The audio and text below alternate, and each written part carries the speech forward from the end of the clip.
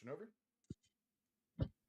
What's up, nerds, and welcome to Fresh Rolls, a piping hot weekly tabletop RPG podcast coming to you live every Sunday night at 6 p.m. PST.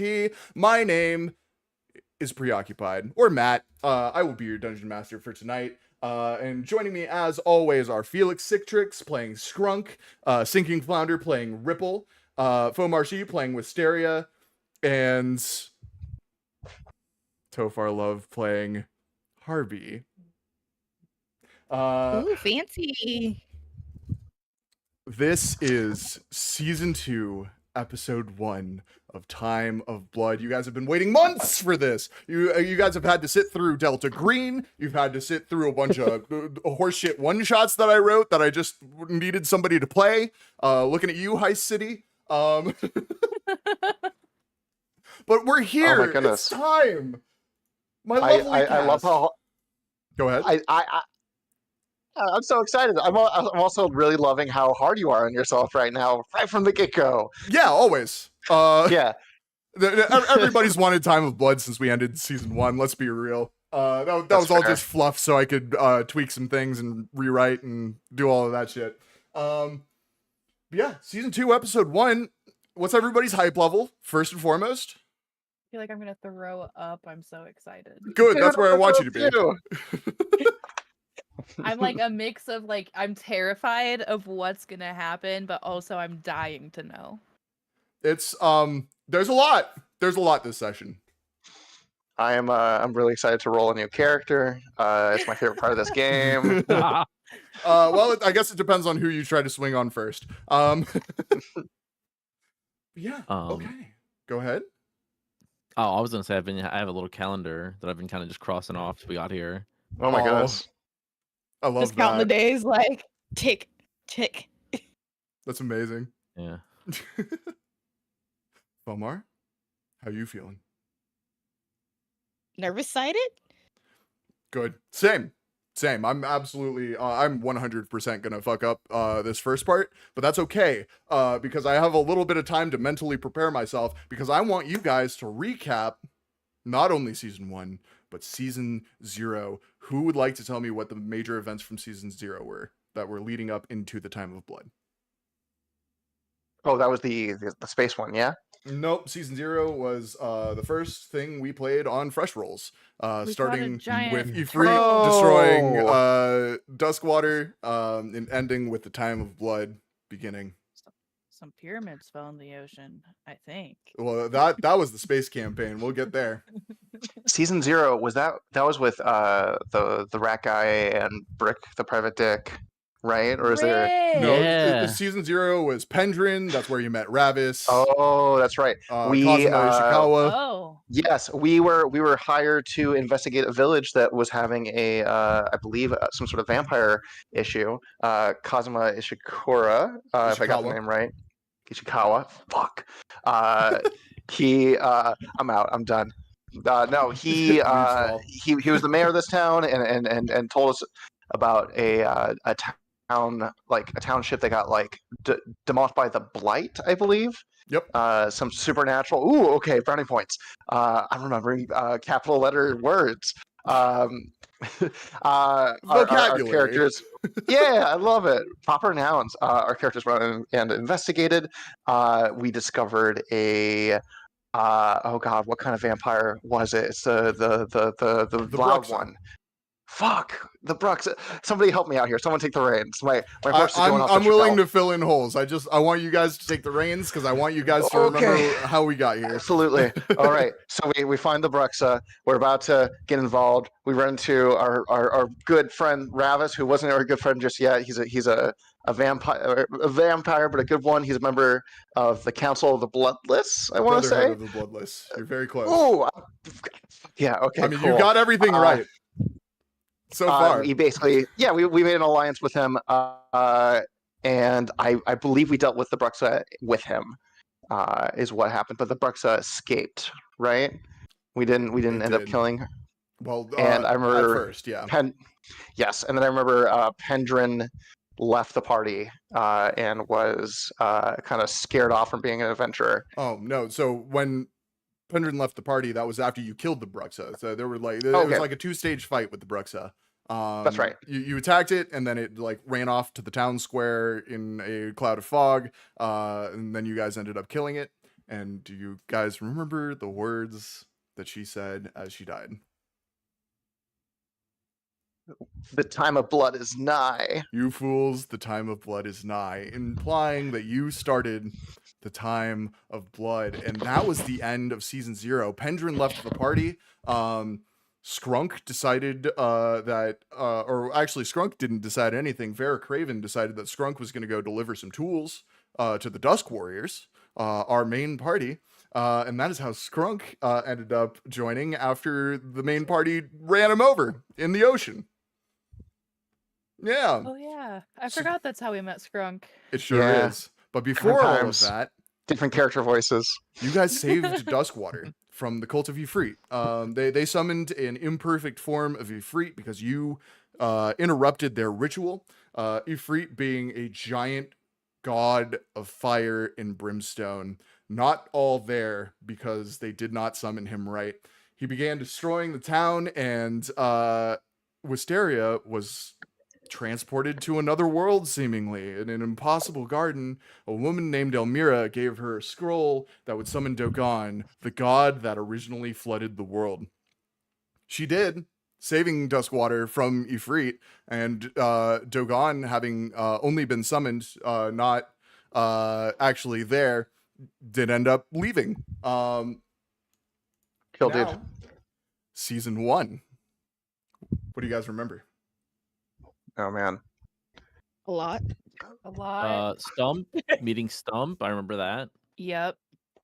I remember fighting a Kikimura at some point. Yep, Kikimura beat you guys' asses, honestly. Killed Skrunk died. Skrunk shit his pants. Skrunk died. Well, because he was killed. And that was the order of things. The Skrunk got murdered, and then he shit himself. And I think it's a little bit more honorable. And then he was revived by a higher vampire who just wanted to kill him again. Then you guys fought and killed Gareth of Lowbrook. Yes. Yep, Gareth. Who was a higher vampire. We had a beach day. You did have a beach day that directly after was that. a fun episode. You have to say beach episode. Skrunk was approached by someone named Luke, kind of an extraplanar entity, it seems like. Americana Nightmare. Yes. You guys were hunting a dream eater and ended up falling asleep to lure it out. And while you were asleep, you had a horrific dream of being in small town America, getting absolutely shit upon by Luke himself, who you're not entirely sure what the fuck he is yet. He's something. He's a bad dude. He's something. Bad enough to scare Magolnar. Bad enough to scare Magolnar, like deathly afraid. He also wanted Magolnar dead, and you didn't do that, which is why he had well, I guess he made a deal with you. You kill Magolnar, or he sends you back to the desert. Back to the fucking desert. You found a sunblade. Well, yeah, found a sunblade, and we found a sunblade and sun like cannon. several, and also like several mechanical components that Vera Craven was looking for as a part of Skrunk's think tank. Harvey came forward and said he had a cooler older brother. I think that was really important to bring up. Yep, that is in the notes, and that will be making a reappearance in season 2. Awesome. Didn't we have to revive Ravis?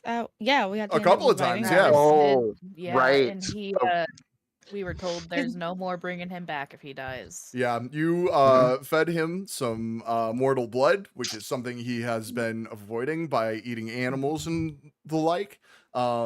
And over the course of season 1, after you fed him some blood, his blood magic powers started to come back. And he started to get slightly more aggressive, just in general. I guess we can fast forward. There was Hell's Divers, where you guys were shot into the Blight to take care of the zombie scourge. You fought the Nightmare King, and he bailed. Turns out Hell's Divers was all just a distraction so that they could set something up somewhere else in the world. You guys ended up getting your own ship, and the Event Horizon, I think is what we called it, right? Yep. Indeed. We became the Dusk Warriors. You did become the Dusk That was Warriors the at moment that we point. became the Dusk Warriors because we needed a name for our suicidal mission team. Correct. Then it was immediately after that we were tasked with investigating that other village that had a The young Iron Islands. woman. Iron Islands, yes. No, sorry, that's right. It was Iron Islands and then the young woman. Yeah, Yes. we Oh, were. yeah. The Rat King told us that all of his rats on this Iron Island, this like old, I want to say it was a dwarven fortress, were just getting obliterated before he could spy on what was going on. We discovered the reason for that is because an old colossal warforged of Tyr and a honestly pretty rowdy and cool minotaur whose name eludes me right now. Theros. Theros, that's right. How can I forget Theros? I am tattooing that on the inside of my eyelids tonight. Just THE and then ROS. They're duking it out, and we kind of got involved and got in the middle of it. Yeah. We ended up decommissioning XJ505, the Warforge. That Skrunk began to like recommission as like sort of a battle mech, and then we set sail for the other island, where we were getting met up with by McGolnar's apprentice. Yes, Arnvald, where you guys kind of had a mystery to unravel. A woman was charged with witchcraft, and by a woman, I mean a little girl. You guys were expecting a young woman. What you saw was a 12-year-old girl locked in this in this jail cell, having dispelled a spell created by the higher vampires to summon hordes of undead to the town. You then prepared for an all-out attack. You and some adventurers who just kind of showed up to help you out because they're fans, marched as basically an occupational force into a clearing in the forest where you did fight the Nightmare King and the Lady in Red herself, the big bad evil guy. Arnvald One of the was in coolest fights I've ever been a part of in D&D. It's It's one of the it was one of my coolest, favorite to it ever was run. beautifully choreographed. Thank you. You guys fought the Nightmare King, seemingly beating him down, but he never really swung on you. Then the illusion drops. All of the adventurers that were sent to help you were dead. And the Lady in Red was standing there. Arnvald went to go meet her in battle. I believe Ripple called on Melora, who then called on Tyr to enhance his power, and they started a battle for the ages while you guys ran. You guys ran back to the village where everything was set ablaze, and the Nightmare King and the Lady in Red met you there and began once again a battle. Once Arnvald caught up, he saw the devastation in front of him and lost hope, and was subsequently turned into a Blood Knight by the Lady in Red.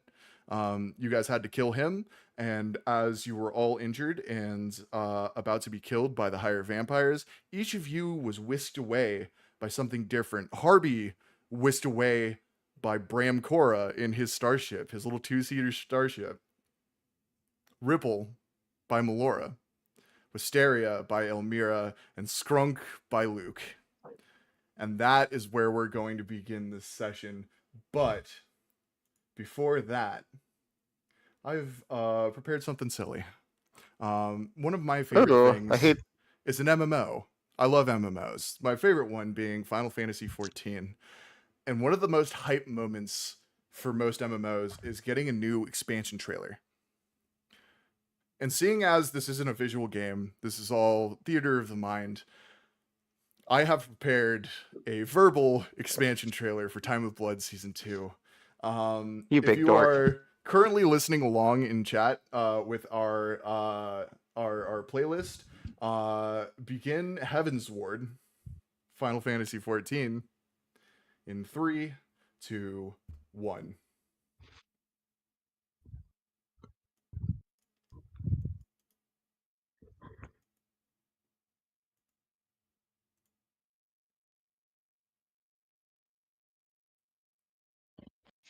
We open on a desert, vast and expansive, dunes ever shifting.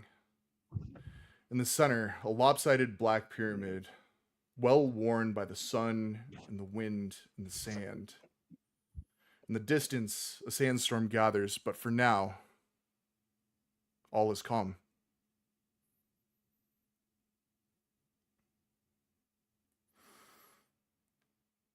A seaside town. One we've been to multiple times, not in our campaign, but in another. Undertow. Houses and shops arranged in a half circle facing the sea, all whitewashed stone and red roofs. A giant statue of Melora built into the cliff behind the town overlooks the sea, and atop it, a man dressed in black robes looks over the town. But for now, all is calm.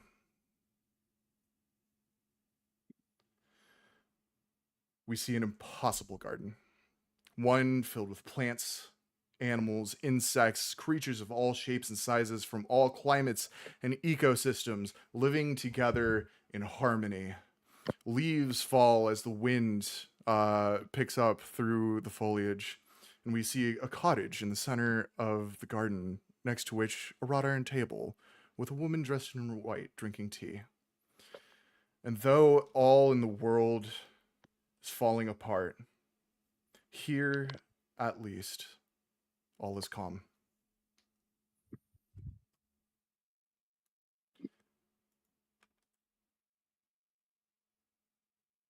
We see an army in green and white marching into Snake Hollow as cherry blossoms flow in the wind. They kick down the door to the mayoral residence, and there to greet them is a one-armed samurai dressed in red, ready for battle. As he swings, we change scene and we see Ravis and Nightmare King locked in fatal combat. They're casting spells, throwing punches. Ravis turns to beast form, but before he can land a hit, a dart hits him in the neck and he crumples to the ground.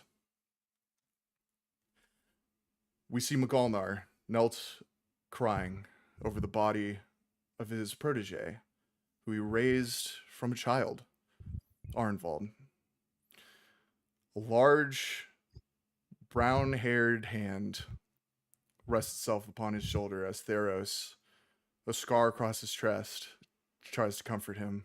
We see the Grand Library of Gardeth, inside of which we see Onder flipping through dusty tome after dusty tome until he finds one crusted in old blood, and he finds the page he's looking for, and a look of horror spreads across his face. We see an airship flying into a sandstorm. All of the adventurers on deck are jumping for cover so as not to be buffeted by the storm, but we see standing steadfast at the helm is none other than Vera Craven. We see the Dusk Warriors standing atop a cliff. In front of them is a clearing in a forest, and from that clearing we see a giant beam of crimson energy fly into the sky, silhouetting them against its brilliance. They're well battle-worn, but ready for round two. And we turn and we see that to their backs is the wall of the great holy sea of Gardeth. Spires reach into the sky past the clouds. All of the buildings are stark white. Roads are perfectly paved. The only splashes of color in the whole city are the stained glass windows that line every wall. And as we fly past the Church of the Triad, the main church in the Holy See, we go up the spire, past the clouds, into the sky, finally reaching past the roof of the spire and into space, where we see Bram Korra's starship floating in orbit, and in a flash of pseudo-motion, it's gone. Now, for the first time in Time of Blood Season 2, roll initiative. Except for Roman. You don't have to do that. Just fuck Roman. Fuck Roman. We're doing some drama guess. shit. Shit. Welcome to Season 2, motherfuckers. Let's go! I can't That's a motherfucking breathe. That's a 18. 13. It's, hold on. I was not ready. Oh, no. Oh, already fucking it up. Let's go ahead and just give our DM a beautiful little literally. round of applause. Everybody Oh. at home, we can kind of like spirit bomb this. Just do a little round of applause for Matt, please. Thank That you. was amazing. I could tell you've been practicing. I've been practicing for months. Listeners, if you didn't listen with the soundtrack, you really missed out.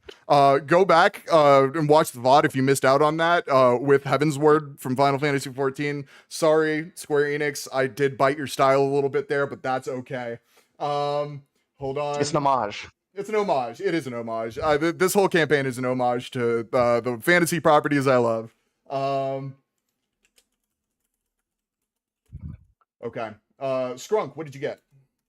I got an 18 initiative. 18. Ripple, what did you get? I got a 13. 13. Wisteria, what did you get? I also got a 13. 13. Both Ripple and Wisteria, roll again, please. That's an 11. It's an 11. We're off to a 15. strong start. 11 and a 15. Beautiful. That's what I like to see. Roman, you will be going last. But before I have anything else happen, I have to make a little bit of a change on stream. Uh-oh. Oh. We'll see if our cast notices, but those of you watching have noticed the change that I've made. And that is for good reason. But before we get there, we're gonna open up on, oh my god, all of my things are breaking, on Skrunk. Yes. Hi, I'm here. Skrunk, Yes. you find yourself in a black pyramid filled with futuristic tech in a desert of shifting sand that you can't see the end of. You can see no mountains, you can see no edge of the desert. There's no civilization anywhere near you. You haven't seen a single person in weeks. You have no idea how long you've been here so far. But you would assume multiple weeks at bare minimum. You still have the crystal that you attuned with Magalnar that shows your location, but nobody's come for you yet. That What's great Skrunk doing? bastard. I think over the last few weeks there has been a sort of a grieving process for Skrunk of grieving his own life. I think he's losing his mind a little bit. The first few days were like him trying to escape the desert and then quickly realizing I can't go out during the day was day one. Day two was like me trying to run at night and then realizing shit, it's way too high, I need to get back, there's no cover. The following week was trying to set up some sort of survival gear. So he has a few hydration sills near the base of the entrance of this lopsided black pyramid. He inside found the equivalent of saran wrap and kind of created a way to recycle his own urine. Okay. Bear Grylls style. Love that. Yeah. Roll me feel sleight of hand to see how well this works. Absolutely. I would love to roll sleight of hand. That is going to be a 12. 12? It works fairly decently. Every once in a while it does spring a leak, and you do lose some water. Okay. Or stuff that has the potential to become water. But for the It's most gonna part, be water. yeah. For the most part, it works. You also, I think without making a roll, find a single canister of water. Metal canister. Looks like it's covered in dust and sand, but the water inside is fresh. And presumably has been for over 1,000 years. Awesome. Is this by any chance a Buff Cat branded water?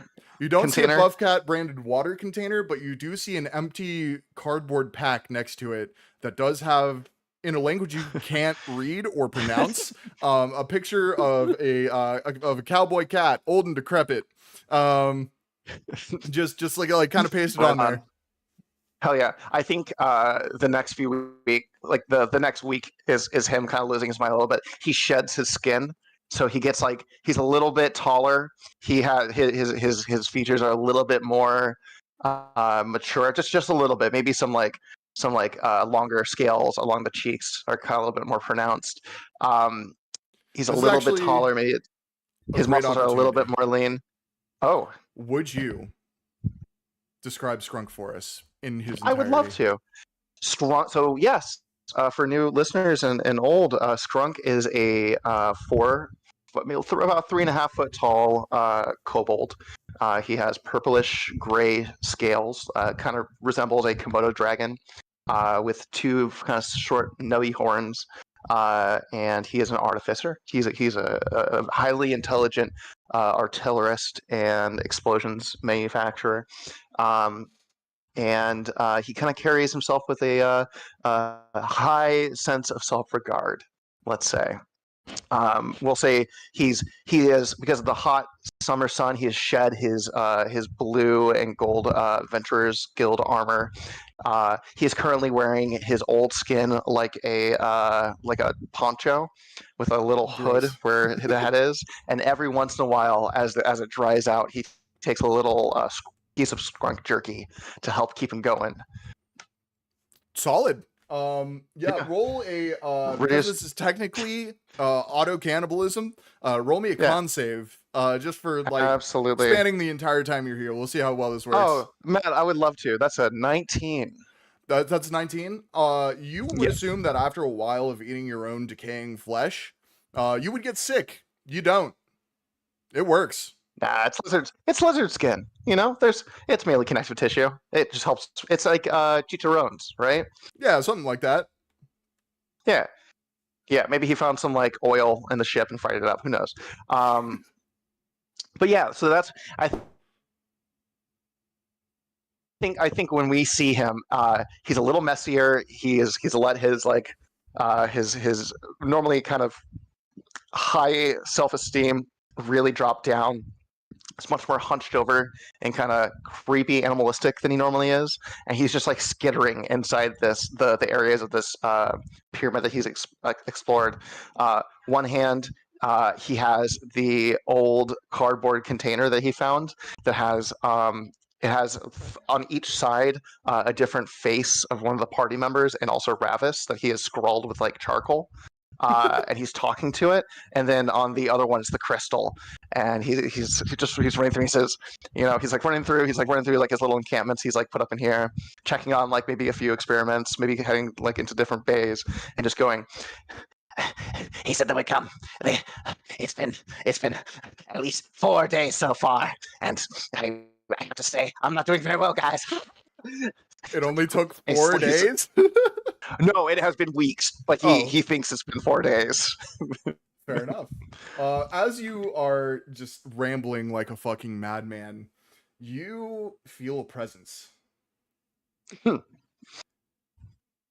Strunk immediately tries to hide. You try to hide, and you hear a familiar voice. It didn't take too long to break you, did it? Who's there? Oh, you know who's there. Who else would be here? Oh, I'm so sorry. I seem to have forgotten my manners being stuck in this giant fucking D4. Oh, you never had any manners. What's a D4?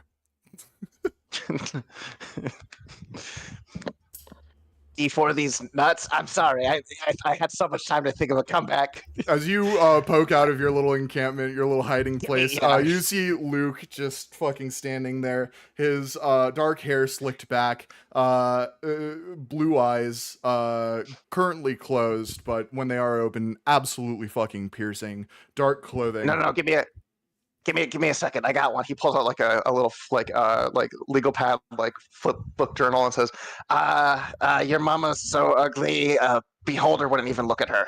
Does that trigger anything? No? Okay. I've heard them all at fuck this you, point. Luke. Okay. Fuck Man, you for putting me in this one. giant desert. Yeah, well, I'm eating my skin, okay? Trying to recycle calories. It's a good trying look to be as for lazy you. as possible. Fuck you. What do you want? Are you just gonna smirk and Just to admire my waggle your work. dick around? Well, you did it. I'm trapped. I definitely don't know what the fuck is going on. I don't know what else to do. And as he's saying this, he's inching closer to a trip line that he has set up on the floor. Okay. Yeah. Can I make some sort of stealth or sleight of hand to try and activate this? I will let you know if I'm going to allow this thing after we resolve Sure. this. Roll me sleight of hand. Absolutely. That's a 10. That's a what? 10. A 10? Yeah, that's not gonna Yeah. work against an immortal being. He watches you, like, you're pretty obviously like leaning over to flick this like tripwire, and he's just like, "What are you? I'm immortal." I dropped I dropped something on the ground. He gives him the middle finger and kicks it. And somehow, if you're cool with us, just kind of flowing here, like in the darkness of this like hallway, this obsidian hallway, there's like a bunch of clangs and clatter, and all of a sudden, just a colossal like support beam comes flying down the hallway. Yeah, sure, why not? It's not, yeah. Yeah, hold on. I'm gonna roll a dex save, I guess, for Luke. I didn't even have dice out because I wasn't expecting this shit. Welcome there it is. to the game, motherfucker. We rolling some Witcher dice because I was rolling pretty fucking high with these yesterday. Nat 20. He Fuck you. Luke sees this coming and just kind of like sidesteps it as it flies back, and the ropes holding it break as it just kind of shoots down the hallway. He goes, "Really? Oh That's yeah, absolutely. it? A brilliant mind like yours, that's all you could think of?" He gets up and goes, "So what can I do for you? Well, you could kill Magalnar. Cup of piss?" Yeah, no, I see. I can't really do that with. He takes a swig from his cup of piss, and goes, "Yeah, I can't really do that with me being here in the middle of the godforsaken wastes." Well, that's the deal. I send you back, you kill Magalnar, and then we're even. We're square. That Alright, crystal's not that- going to help you. Nobody's crossed this desert before. Nobody's coming for you. I don't know what crystal you're talking about there, bud. Uh-huh. I'm an omniscient being. You didn't think I would see the crystal? You just been watching me, you pervy fuck. I'm watching everybody. And yes, Does that- it is a does that little make it better? perverted. Right when I think I hate you, you just reel me back in. That's what I like to hear. Oh. Now, when you mean dead, we were talking. I mean dead, heart not Dead. being unrevivable by the gods. I want that motherfucker wiped off of Alderoth. Okay. I'm curious. Since we are engaging in debates and discussions, and you're the first person I've seen. This is not a In- debate in 4 or a days. discussion. This is an offer.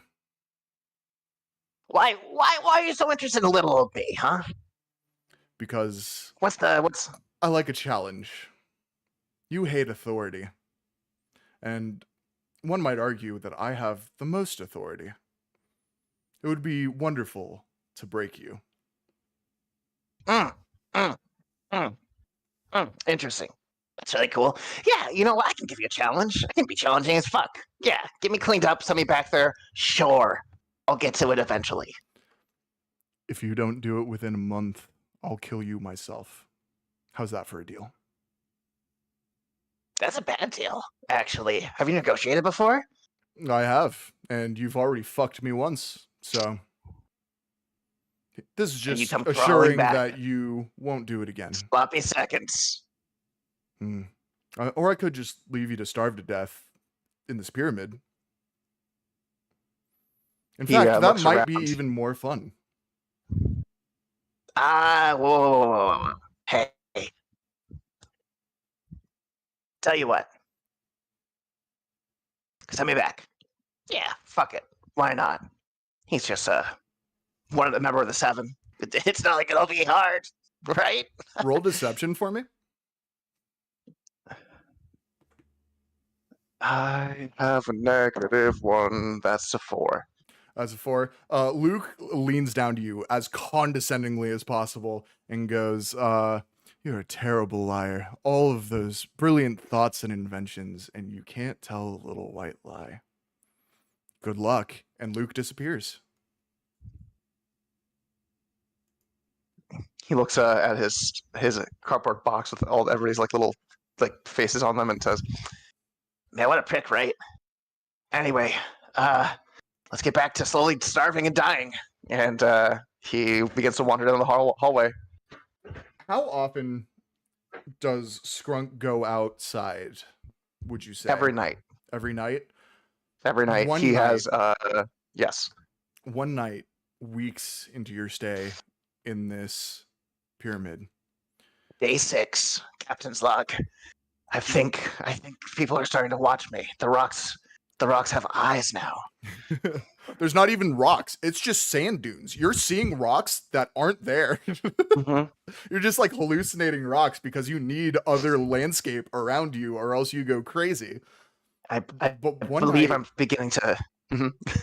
you see something that isn't a hallucination. You see cresting over the closest dune a figure in a white robe with 7 yellow canaries flying around him. Oh God, what the fuck is that? He I'm not, oh, go ahead.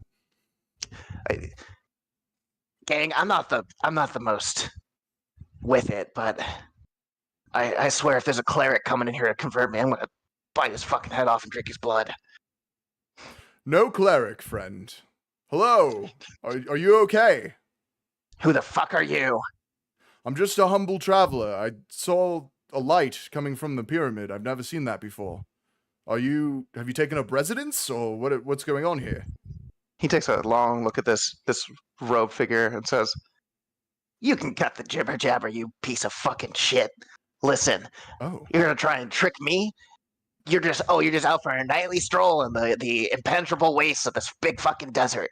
Is that what it is? Well, Don't play me like a rube. Who Hold the fuck on. are you?" This desert's called the Skillet. It's a large desert, circular, surrounded by mountains, which is why it's so hot. All of the heat is getting reflected by these granite mountains back into the desert. Turns out people live here. I don't know if you knew that. I'm not one of them though. I do like to visit from time to time. But Interesting. Well, yeah. are you here to hurt me? No, of course not. Are you here to kill me? Should I? I don't know. Are you I've been alone going to for hurt me? so many days. I guess that depends on what you're going to do. I haven't talked to anybody in so long. A wild first sentence to say to somebody after not talking to them for so long, but I can offer you some food and water. I'm not going anywhere near civilization though, so I can point you in the direction if you want to travel. Or you could wait for the horde of adventurers that's waiting at the at the edge of the desert. I believe coming to get you. You said food, water. I have food What you and got water. there? What you got there? He Birdman. kind of like throws open his robe a little bit, and you see an older human, hair graying, just kind of like a little bit of a patchy beard. Still looks good, but has some places where with age the hair is kind of thinned out. He's wearing leather armor underneath this white robe. Scales of a kind that you're not really sure of, but they shine a bright platinum silver in the moonlight.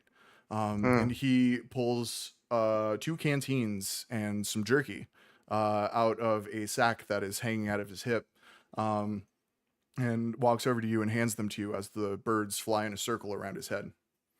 I think Skrunk does that like skittish animal thing where he like looks and he like he kind of like moves forward really fast and he stops and he like looks at him and like smells the air and just slowly inches forward and just nabs both of them and just water jerky in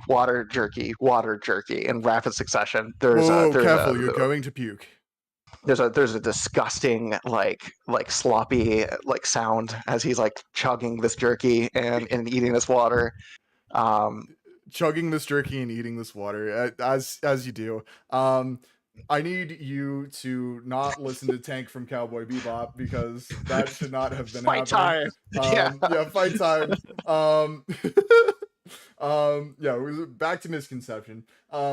Just for those of you listening to the playlist at home. Yeah, I need you to roll me a con save because I would love to. chugging water and eating food at this rate after not having done so for a while, Yeah. not good for your body. 16. Okay, 16. Yeah, you're good. You keep it down. You feel like shit before the water starts to hydrate you, but I've been feeling like shit for weeks, days, it's hours. a little worse. Yeah, absolutely. The man He, with Oh, a go little ahead. pot belly now, just kind of like flops on his back and says, hey, old man, you're cool in my book. Why don't you grab a small dune and I'll light a fire. Right, that sounds lovely. And he sits down and actually starts assembling the fire for you. He's got his own firewood. And you see he snaps a finger and you see a blue flame emit from his fingertips and float toward the fire where it lights. And it is a blue flame. That's some pretty fancy arcana right there. Oh, no. How are you, No arcana. All just natural to me. What are you? Oh, wouldn't Come you on, like to you know? can tell me. I could, but what would be the fun in that? Though I do know your name, Skrunk. It's actually a pleasure to meet you. I've been trying to for quite some time. Are you some sort of pervert? No. You see me when I'm most vulnerable, you're gonna try to fuck me tonight? Is that what this is? No. You have some very odd perceptions of people. I'm a friend, I promise. You're not you're not dissuading me, but interesting. You know what? Maybe my perceptions of people are more of a facade I put on to throw people off when they freak me the fuck out. And he sits up a little bit. Not to say I don't appreciate the food and drink, but I've been getting quote for lack of better words, jerked around by holier than thou types. I'm starting to get a sensation from your holier than thou energy that you are one as well. No, not holier than thou. Maybe it's just the age that affects my pride and the fact that I've made it this long, but I promise, I do not believe I am better than you. I'm not above you. We are both just mortals walking on this planet. My birds seem to like me, though. Okay, can I look at these birds? Yeah, you can. Absolutely. Can I make maybe like a nature check to see if I can identify them, or? Yeah, roll me nature. That is a 9. It's a 9. 8. They're yellow canaries. Like the kind that miners keep in cages in mines to see if Gotcha. cave gases are going to kill them. They don't seem to be anything special other than that, other than their seeming love and respect for this man. Interesting birds. You work in the mines? No, nothing like that. If you can believe it, I actually found each and every one of them as they were injured or sick and nursed them back to health, and they've just stuck with me since. You're like a nurse. You're like a traveling healer, I take it. Something like that. I have done a lot of healing in my time. Interesting. Well, you know my name. I do. You came all this way in the, you called it the skillet? This shitbox I'm trapped in? This shitbox is the skillet. Technically, I'm in recorded history, nobody has ever crossed it before, or even made it to the center. The fact that you and I are here shows that that's not actually true. Yeah, well, it helps when you have an asshole named Luke who temporarily shoves you through a portal and sticks you over here. Luke. Mortal or immortal? Immortal prick. I would assume you're probably on his good side if you're not dead. Yeah, I don't know what the fuck I am to him. I think he's coming on to me. It's a weird energy. He seems like the immortally bored type. Yeah, he is. Well, I can give you a one-up on him next time you meet. His name is actually Lucarios. Lucarios, like the Pokemon. Lucarios. I don't know what a Pokemon is.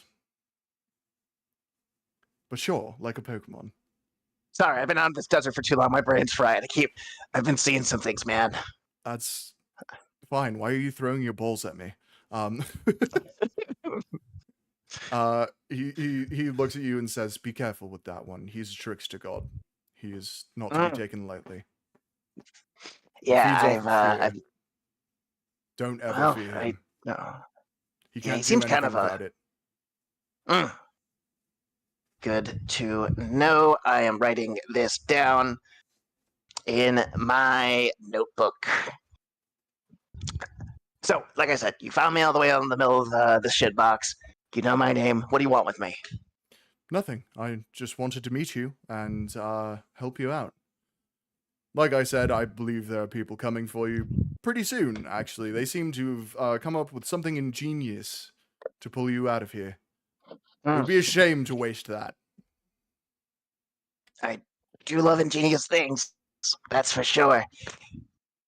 You're not telling me something. I'm not telling you a lot of things. Yeah, I'm glad we're on the same page then. So, how about this? Thank you for the food and water. You can either start laying down some truths with me, and I'll do a few myself, or you can get the fuck out of here. Oh, wow. Well, I can give you one truth before I leave. More like a nickname than a truth.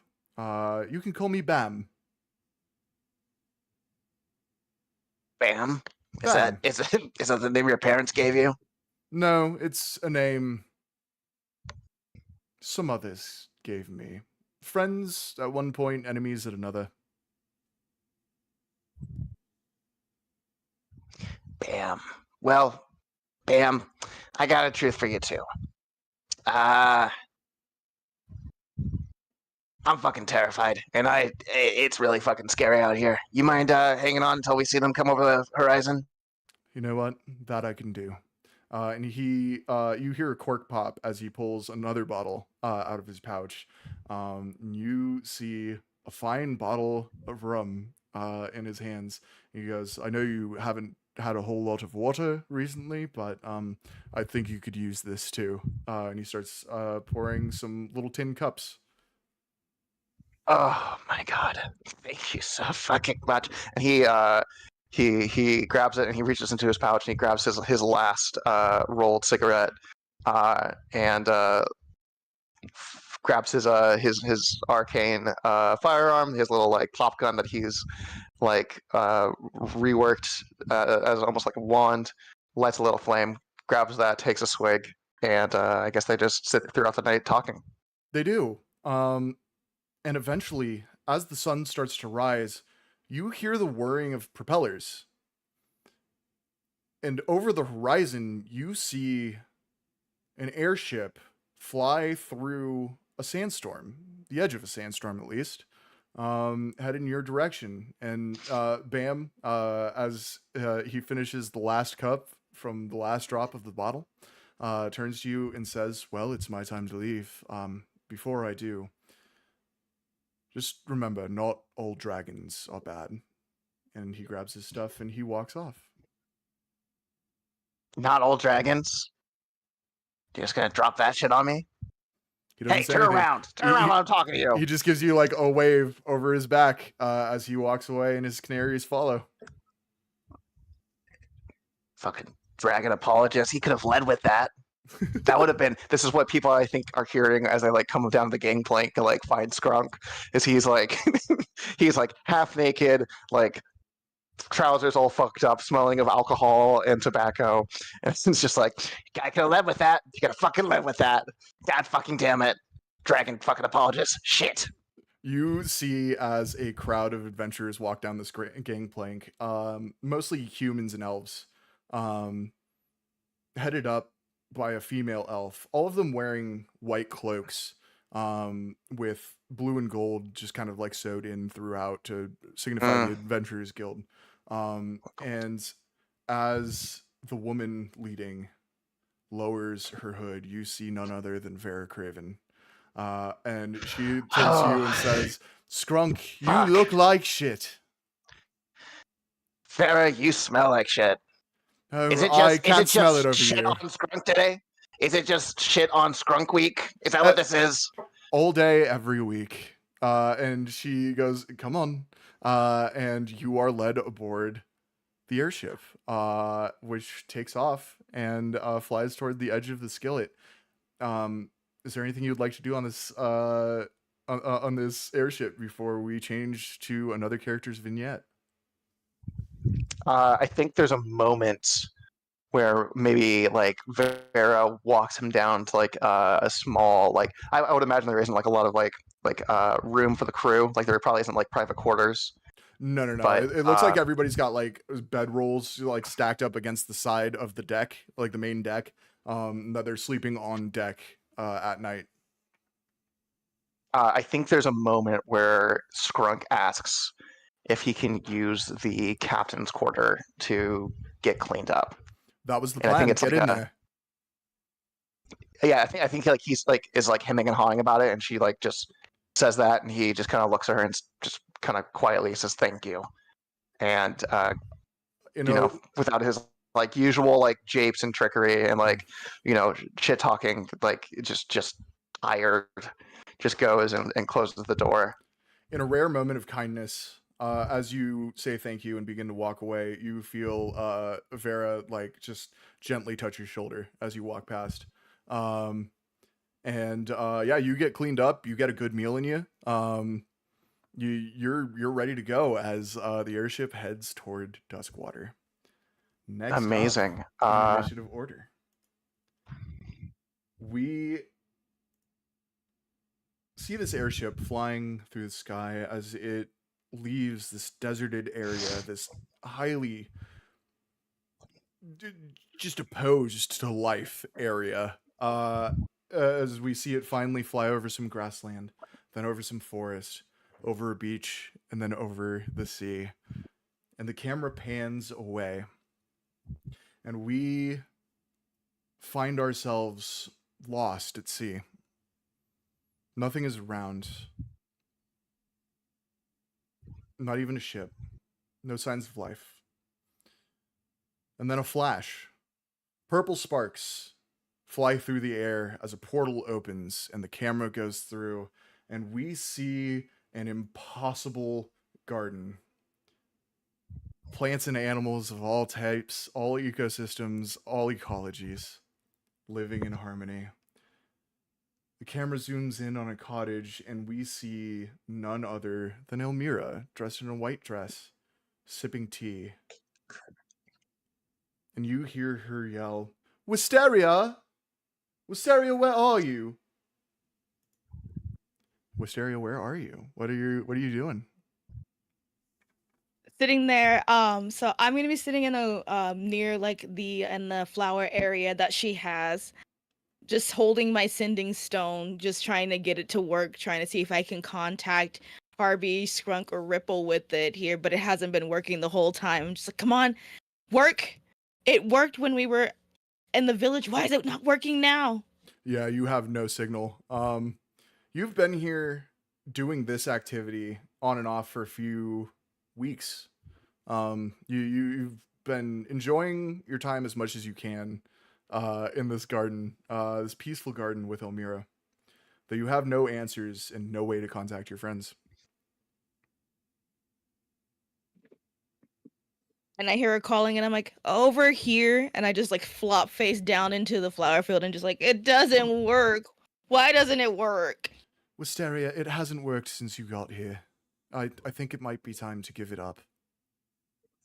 If I've learned anything from Skrunk, we keep trying because insanity eventually pays off. I don't know if that's true, but we can go with that. You're missing tea. It's getting cold. Come join me. I don't feel comfortable just sipping tea while I don't know what's happening with my friends. Well, it's not something we can do anything about currently. So I don't think it's worth worrying about at the moment until we know how to send you back, and potentially how to find your friends. I promise I'm You still can't send me working on it. back. No, every time you've come here thus far, you've had essentially a timer before you are just inevitably sent back. This time, however, that doesn't seem to be the case, and I'm not sure why. It's like, fine. Time is just a concept that we all make up and blah blah blah. Yeah, time's not As real. my mentor would. It's not real. That's what my mentor told me anyway. He says time's not real and we just make it up just to feel good about ourselves and whatnot and blah blah blah. Pretty much. It's all a construct. Right, tea it is. What kind of tea is it this time? Rubos this time. It's a nice vibrant red. I'm gonna stare at him like, I don't know if I'm comfortable drinking this. After our adventures with vampires, red kinda makes me feel really weird. Yeah, Elmira looks deep into your eyes as she takes a sip, and she says, well, it's not quite that deep of a red. It's a light red, light brownish red. It's not anything like blood. It's very calming. I'm gonna dip my little pinky in and be like, okay, it's safe. It's not blood. Yeah, it's If it was delicious, blood, actually. it's actually really good. So I'm gonna just drink it down with gusto. It's like, how long has it been since I've been here? I feel like it's just been months, days. I've lost track of time, honestly. I have no idea. Time barely seems to pass here. It's there's days and nights, but nothing really changes. So there's no way of knowing, really, without counting the days, and I don't do that. Is there any way I can see what's going on with my friends? Like, I know sending stone doesn't work and I just throw it off to the side, but anything I can, I don't know, I could try some magic again. magic. Yeah, let's try something. And Elmira stands up, her white dress flowing in the spring breeze. And you see a spark of purple energy as she puts her hands together and concentrates. I'm gonna roll and see if anything happens. Something indeed does happen. You see these sparks start to form around her hands as she concentrates, and something rebounds, and there's an explosion of purple sparks, and she falls to the ground, seemingly unconscious. Oh. Oh my gosh. Elmira, I'm gonna poke her. Elmira, please, please don't do this. I Just can't stand poking in her. here alone. I can't do this by myself, please. She goes, "Oh, please stop poking me. My head hurts." Tea? Tea? Yes, please. That'll She help. takes the tea Okay. and just leaning her head up just a little bit, takes a sip, and then lies back down. And she turns her head to look at you, and says, "I just had a vision. Ooh. I don't know if it was a vision or a dream or a hallucination. I saw the both of us in a garden much like this, but not quite the same. I believe I might have been royalty, and you were at my right hand. You were my hammer. I have a hammer. I mean, that helps. You do have a hammer. You were dressed so gallantly, like a knight or a high guard. Like, I look down at my clothes. Knighthood's not for me. It's hard to wear armor when you got dust rolling off you constantly. That's why I wear these baggy clothes. That's fair, honestly. Like I said, it may have just been a hallucination. I don't think anything may come of it. So I have a question. You seem to come at very interesting times.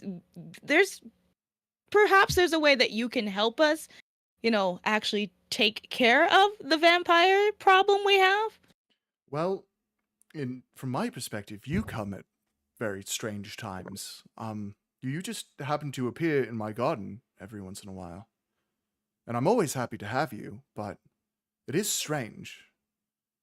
And unfortunately, I'm not able to leave. I've tried walking for miles and just find myself back at the cottage. That's a weird. How long have you been here? No idea. I don't count the days. It's peaceful here. Ah, there goes that time.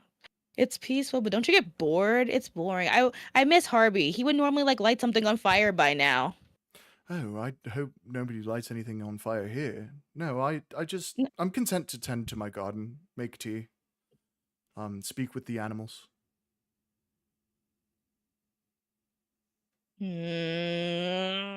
It's like there's got to be a way to find my way out of here because I can't do this. Well, there is one thing we could try, I'm listening. but it's very Do dangerous. it. Give me. I've never gotten it to work completely. Follow me. Willing.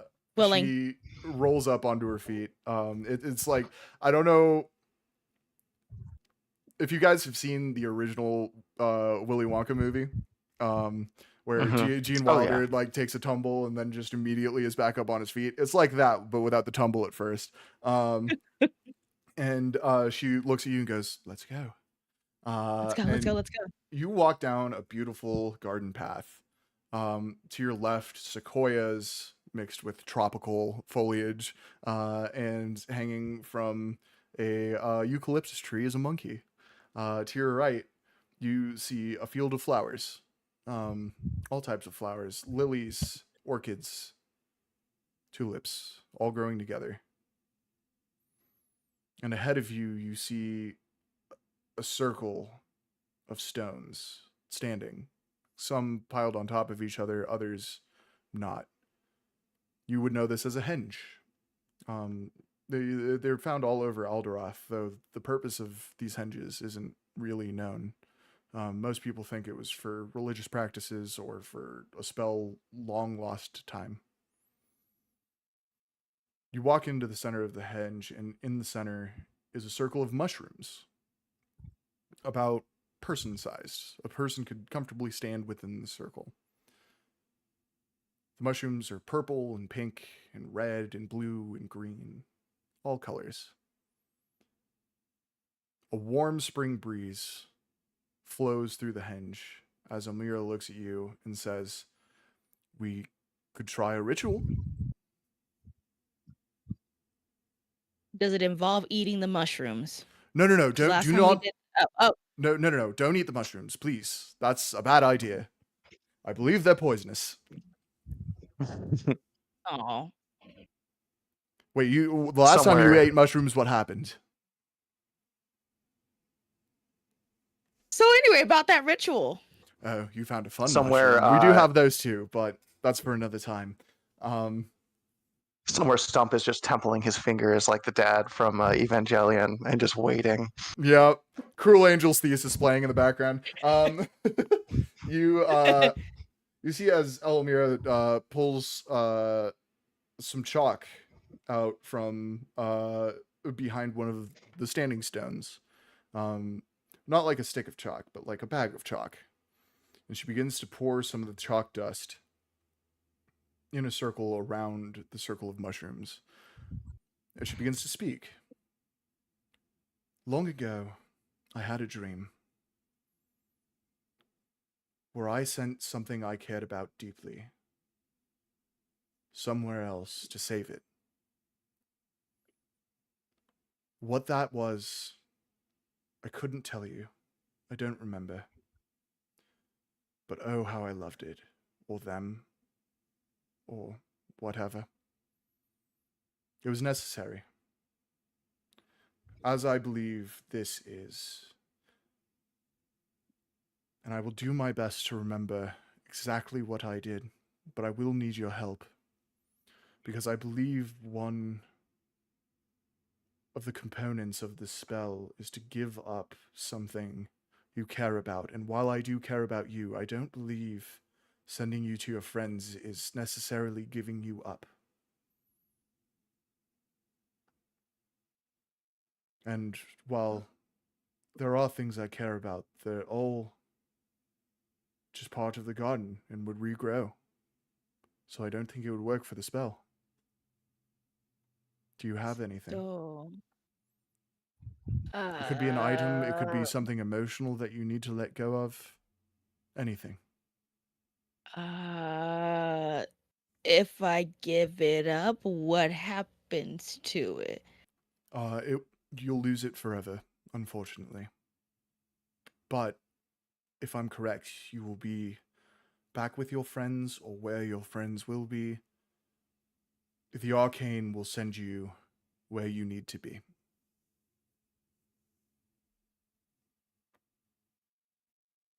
Okay. Let me. Siri's gonna like dig through her bag of stuff. Like, what do I have in here that I can give up? There's so much stuff in there. Just like throws out the dead rat carcass from the Rat King. Like, it's no, I don't need that. Why do you have a rat No. carcass in your bag? The shh, shh, shh, shh, shh, shh, shh. Okay. All right.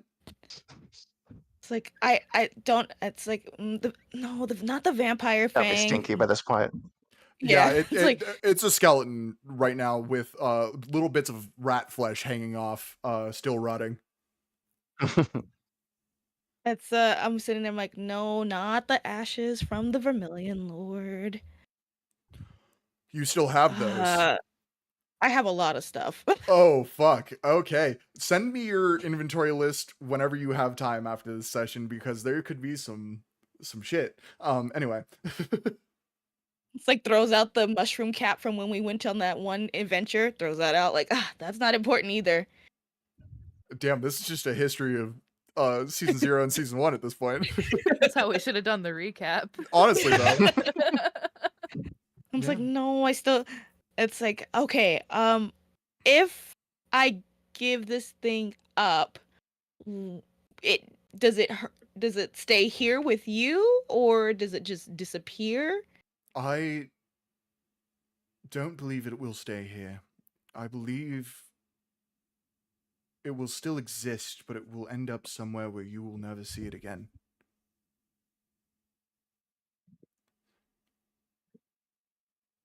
I look into my bag one more time and pull out my little friend, my little centipede, like Puff Bonnet. Like, this is the only thing I have that I care about. That's heartbreaking. Are you sure you want to go through with this? Is there another way? Not that I'm aware of. I'm sorry. But Puff Bonnet. There's a I take a look at chance the centipede. you may see him again. I haven't seen what I gave up, but I still hold out hope. I look at the little centipede like, I'm sorry, buddy. I have to go help friends, but I'm sure where you're going is going to be a safe place. We'll probably see each other again. And the little centipede just kind of like clicks. Yeah, it just clicks at you. It's a bug, so it can't really emote, but you would assume it's probably very sad. Like, I can talk to animals. I understand it. It's fine. Fair enough. It's like, and I'm going to set it down. I'm like, I'll give up Puff Bonnet. I will do everything in my power to make sure Puff Bonnet ends up somewhere safe and is loved. I'm going to stroke his little head like, I'm sorry, buddy, but I got to save my friends. It like leans into you petting its head, and curls up at the center of the mushroom circle. All right, I'm ready. All right, let us begin. Stand with Puff Bonnet in the center of the circle. And Elmira walks to the edge of the henge and begins to chant. And as she does, The petals of flowers that grow across the globe begin to kick up in the wind in circles around you. Leaves, petals, pollen, all in a cyclone around you. And you feel arcane energy well up everywhere. Purple sparks of energy floating from the henge. The mushrooms seem to be dancing around you as the petals swirl. And you and Puff Bonnet both are lifted into the air in purple sparks of energy. And for seemingly the last time, you and Puff Bonnet look at each other. And Puff Bonnet disappears. I'm bawling at this point, just like, he's been my friend since I left home. I'm so sorry, my friend. You'll see him again. I'll make sure of it. But for now, this is Thank you. goodbye. Goodbye, Almira. Thank you. Of course, I hope to see you again soon. And in a flash of purple energy, you find yourself in the sky above the sea. Not falling, but flying. Your arms splayed out to the side, you are surrounded by purple sparks of energy as you fly through the sky, through clouds, past seagulls, and in front of you, as the sky begins to turn orange, you see Duskwater, bustling, adventurers running to and fro, gazers in the sky, carrying mail back and forth. And you're home. Not home, but your more recent home, Duskwater. As you gently land on the docks, you see an airship flying over the sea toward you, flying the colors of the Adventurers Guild. And with that, we move on to our next vignette. Little tear just ran down my cheek. I had to do an emotional one. I'm so sorry. Next up in initiative order is gonna be Ripple. I have to prepare myself for this. This one's a doozy. Oh shit. You're just trying to hurt us. Yeah, I am. Ripple. Mm-hmm. And we keep coming back. Yeah, you sure do. This is an abusive relationship for real. Ripple. The last thing you remember seeing was a flash of white and then calm waters against your back as you watched Ravis take a hit and you watched all of your friends disappear before your eyes after Harby, fatally injured, was dragged aboard a starship, which you didn't even know existed until this point, and flew off. Your friends, who knows what happened to them? Maybe the same thing as you. Maybe Melora saved them, but you can't be sure. But you float through droplets of water in a white void down into a pool. And standing before you is your goddess, Melora. And she speaks. My child, are you okay? Am I okay? Can I assess my situation? How am I feeling? You previously were on death's door. Now, Mhm. you are at full health. It's like you've long rested. Your armor and clothing is still very badly battle worn, but you yourself are okay. I think Ripple immediately takes a knee and bows to Melora and goes, I'm fine. What happened to my friends? It's hard to tell, as fewer and fewer people worship me. My power grows dimmer and dimmer. I don't know what happened to your friends. I'm sorry. What now? Well, I plan to send you back to Undertow. Though, something is off. I can sense it. Ripple, what is on your mind?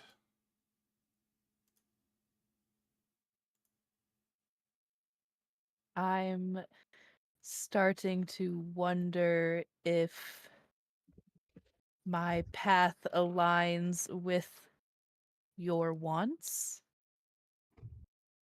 I don't understand. What do you mean? I feel like I keep doing what you want and it still goes wrong. And I'm just wondering if maybe I'm not uh the right person to be a paladin of Melora. Ripple, I chose you for a reason. I apologize that things have not gone well. Like I said, my power wanes. I do not have the power of one such as Tyr, or Tempest, or Or. But what I do have, I want to share with you.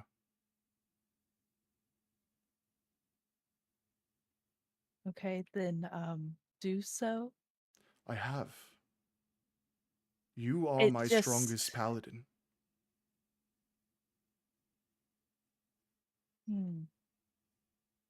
I just worry maybe I'm not strong enough.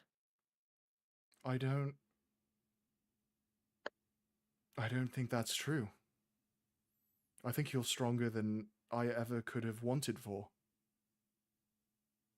I think it is I So who's too weak. so what now then? That's up to you. You can make your own decisions. I do not get to choose your will.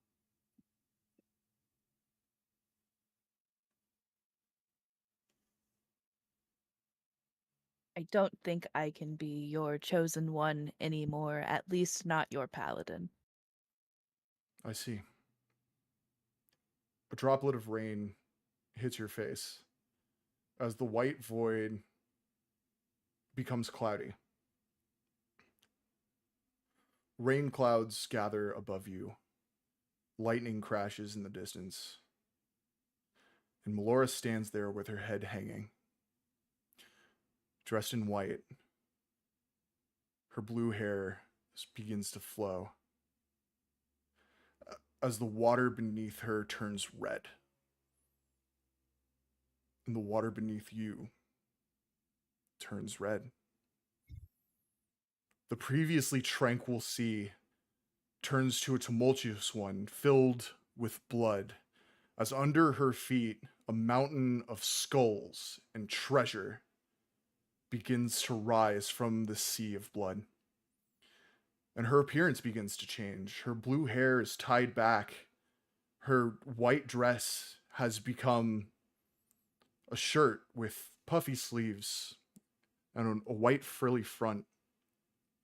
Her pants black and torn at the bottom of the legs.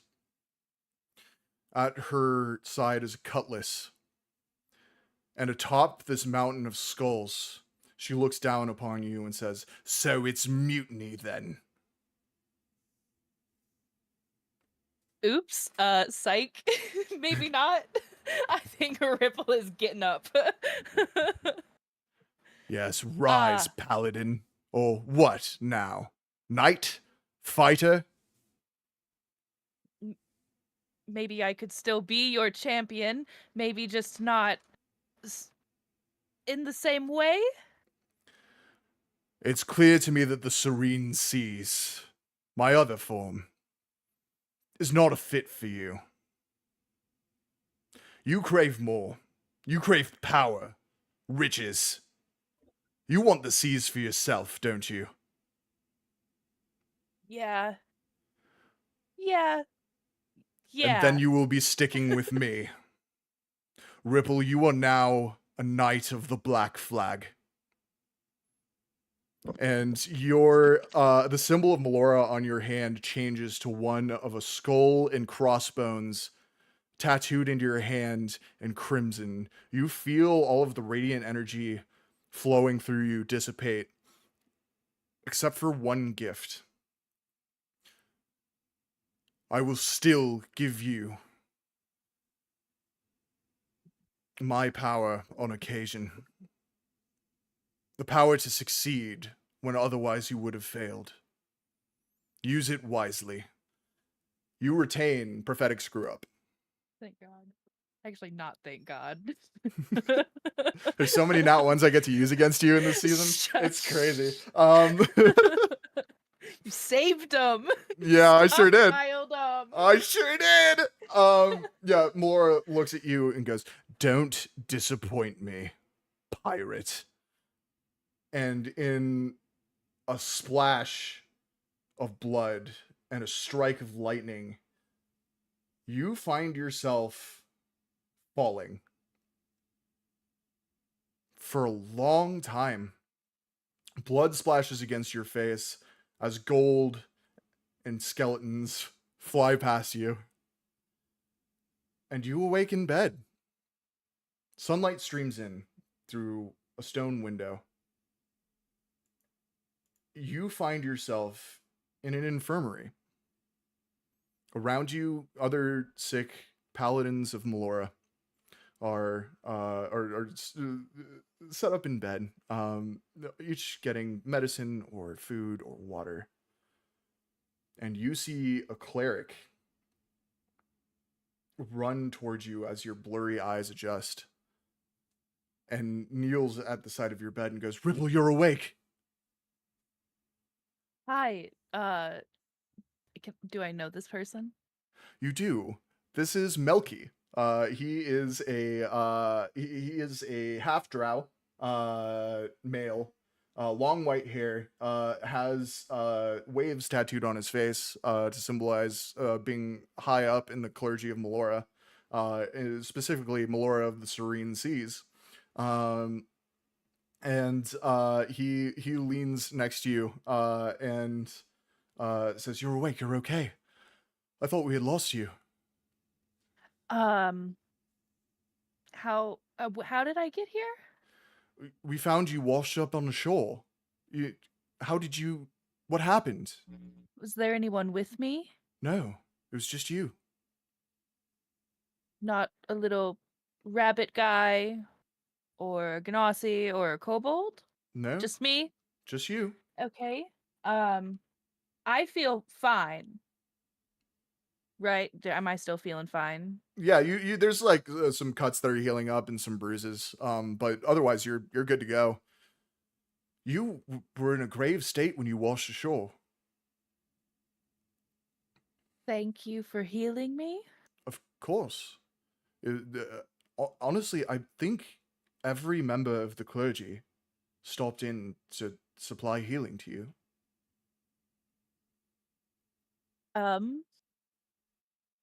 Send my regards.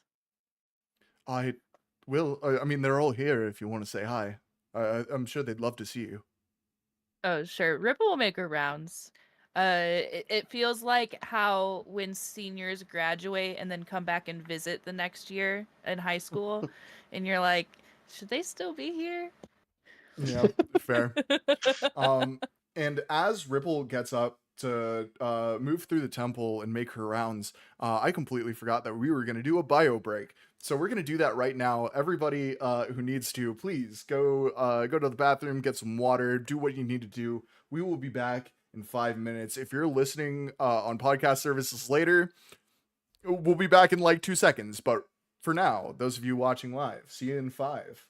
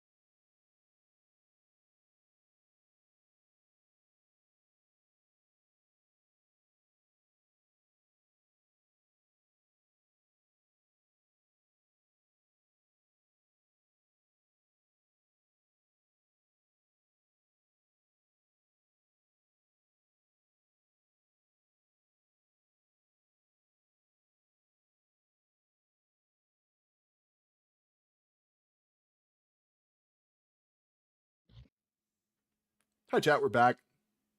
Podcast listeners, we've been here the whole time. That's a dropout thing. Where we left off, Ripple, you were making your rounds through the temple. Is there anybody you go to see first? I think Ripple would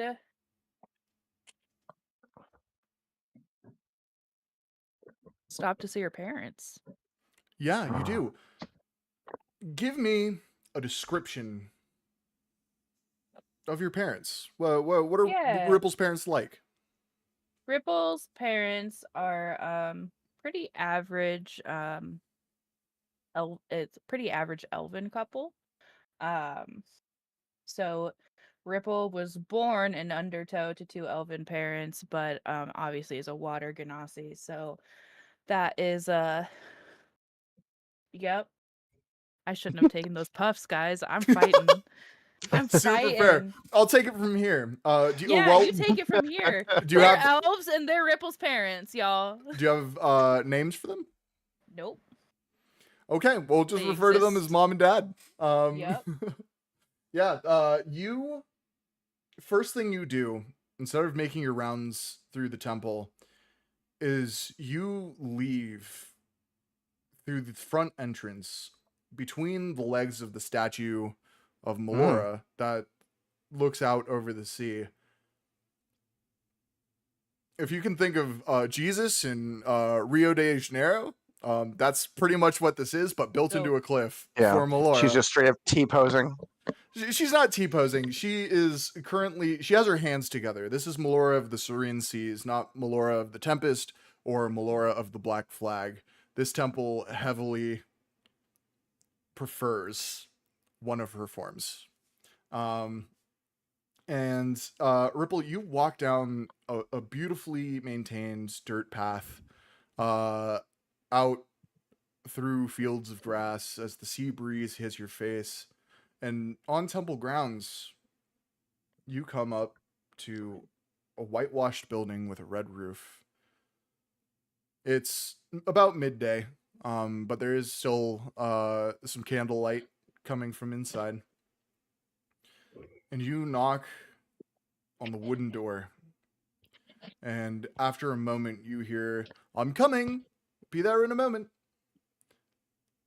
And after about 30 seconds of waiting, too long to leave a guest at the door, your father opens the door. He's a tall, slender elf, long brown hair, perfectly maintained. He is clean shaven. His blue eyes are piercing as they look at you, but in a warm way, if you can believe that. He looks down at you and says, Ripple, you're back. You're alive. You're okay. Yes, somehow. Come in. He like wraps you in his long elven arms, into a tight hug, and ushers you inside. Candles light the room. There's a small dining table in the center. And at the sink, Undertow does have running water, is your mother, another tall elf. She has long blonde hair. She turns and looks at you, and her expression drops as she just runs to you, dropping the towel she was drying a dish with, and picks you up and wraps you in her arms and says, "Oh, honey, I'm so glad you're okay. We visited you every day." I like to think that she tried to pick Ripple up, but Ripple definitely is towering over her a little bit, and it just like barely like Ripple goes onto her tiptoes to give her a little confidence boost with the lift. Absolutely. Yeah, no, she just like holds you in her arms for a moment, and then kind of like holds you at arm's length and looks you up and down and goes, "I mean, battle scars aside, you look great." How long was I there? If you said you visited me every day. You were unconscious for about 3 weeks. We thought you weren't going to make it. We were preparing for the worst. Tidewalkers don't die. Tidewalkers die all the time. We had your Oh, grandma's funeral like 2 weeks before you left. Well, not this Tidewalker. Yeah, that's fair. Are you? Have they fed you? Do you need food? Do you water, tea? I could go for a bite to eat. Yeah, let me make something. And both your mother and father get to work making you a nice hearty seafood meal. As you are just like taking in the sights of your childhood home. Does Ripple? So Ripple would have like a room here back from back in the day. Yeah. Oh yeah, it's untouched. Except you can tell every once in a while as the sheets have gotten like dusty. Your mom has taken them down to the sea to wash them. Oh, good on her. I think Ripple like kind of walks around the house while they prepare the meal, and then is going to call forth her little, what are they called again? The Hers is gazers? named Puddle. Yeah, a little gazer. Yeah. Her gazer Puddle. She wants to send a message, try to get a message to Skrunk or Wisteria or even Harvey, if Okay. that's possible. You try to send something to Skrunk, and the gazer just looks at you like, Oh, what about Wisteria? It goes, it like it has a blank stare for a second, and then the lights come back on, and it goes, mm-mm. Okay. I'm gonna guess no Harvey either. Yeah, it blank stare again, and then followed up by, mm-mm. Yeah. All right, well, back to wherever it is you go when you're not here, Puddles. And just kind of dismisses him. And then it just disappears. And then Ripple does that while she's walking back down to the kitchen. Just vocal stims. Yeah. Yeah, no, you walk down the stairs going and your dad like gives you a strange look and goes back to like cutting vegetables. And eventually your food is ready and you have a nice family meal for the first time in what feels like centuries. Definitely wasn't centuries, it was maybe only like a year, but Feels like forever. feels like forever. And So long that Ripple doesn't even remember her parents, apparently. yeah. Your parents feed you and they prepare snacks and like rations for you in case you're heading back out on the road. And your mom stops you before you walk out the door and says, "Wait, I've been working on something for you. Can I go grab it real fast before you leave?" Oh, of course. Yeah, one moment. And she runs into her room, your parents' room. And you hear like some rustling and like a wardrobe door slam. And she runs back out holding brand new piratey clothes for you. And a freshly polished chest plate with the symbol of Aw. Melora on it. Oh my goodness. I'm gonna be so dripped out. Everybody's gonna be so jealous, Mom. I made them myself. I'm so glad you liked them. You did amazing. Could I put them on here? Do you Yeah, mind if absolutely. I go change? No, I'm gonna go put for it. them on. Yeah, you go put them on. Your AC stays the same, but this is a chest plate of Melora. Once per day, you are able to cast a spell called Wave, in which you just send a wave of water at really anything you're looking at. It has it covers 15 by 15 square. Its effects are pushback and drown. So if there's something that is below a quarter of its HP, it drowns. Everything else is pushed back that 15 feet.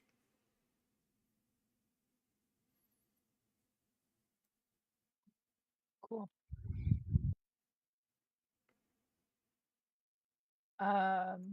What did you say it was called again? It is a chest plate of Melora. Thank you.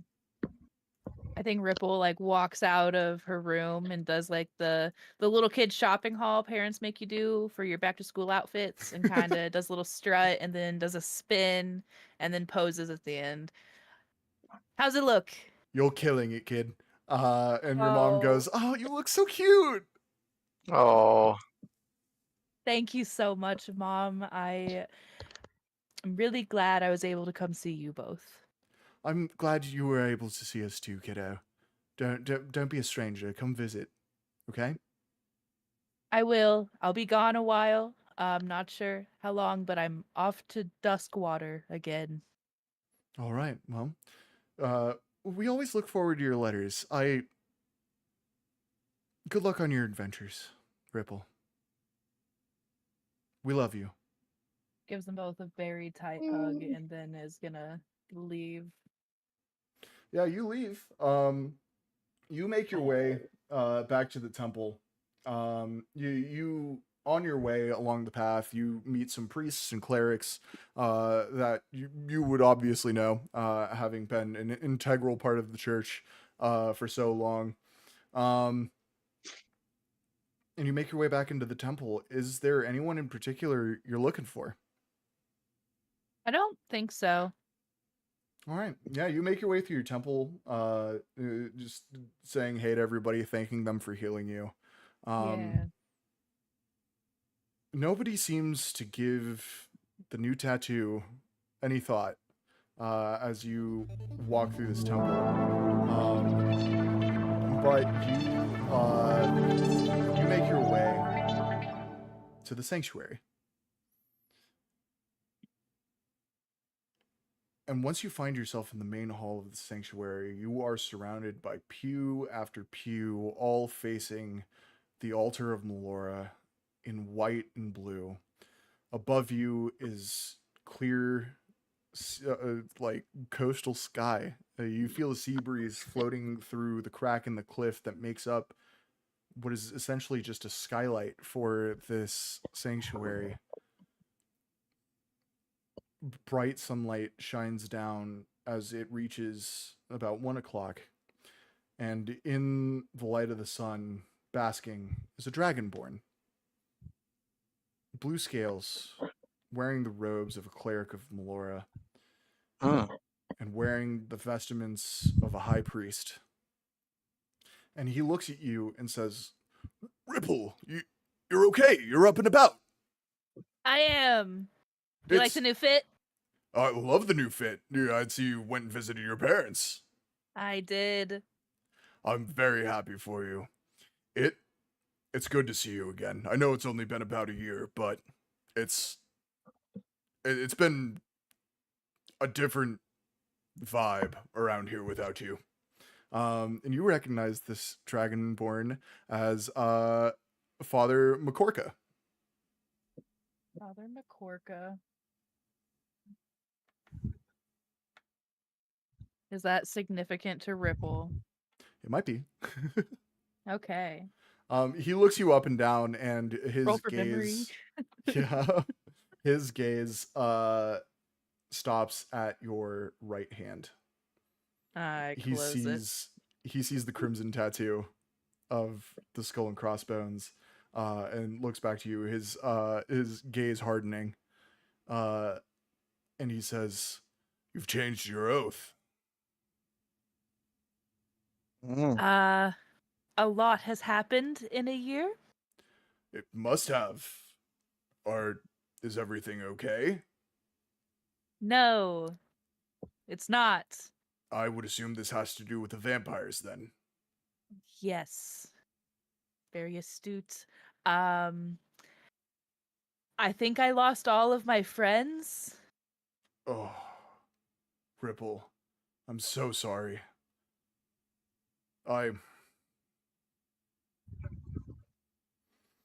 Normally in a situation like this, I would give you some scripture, something comforting from the holy book. But you know it better than anyone, and I don't know if that kind of comfort is the one you need. So for now, I need revenge. revenge. Ripple, that's the way of the Black Flag. Are you sure you want to become a pirate? I'm not sure, but that's where the water's taken me.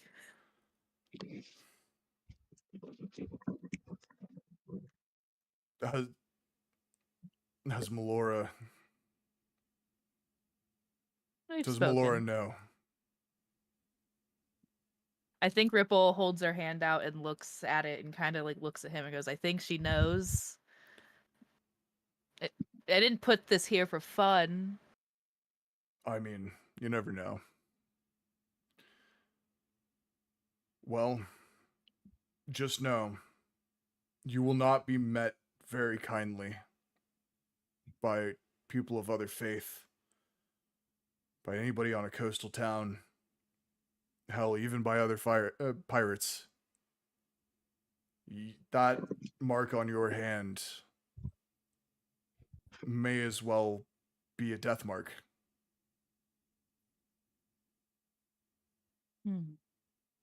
Well,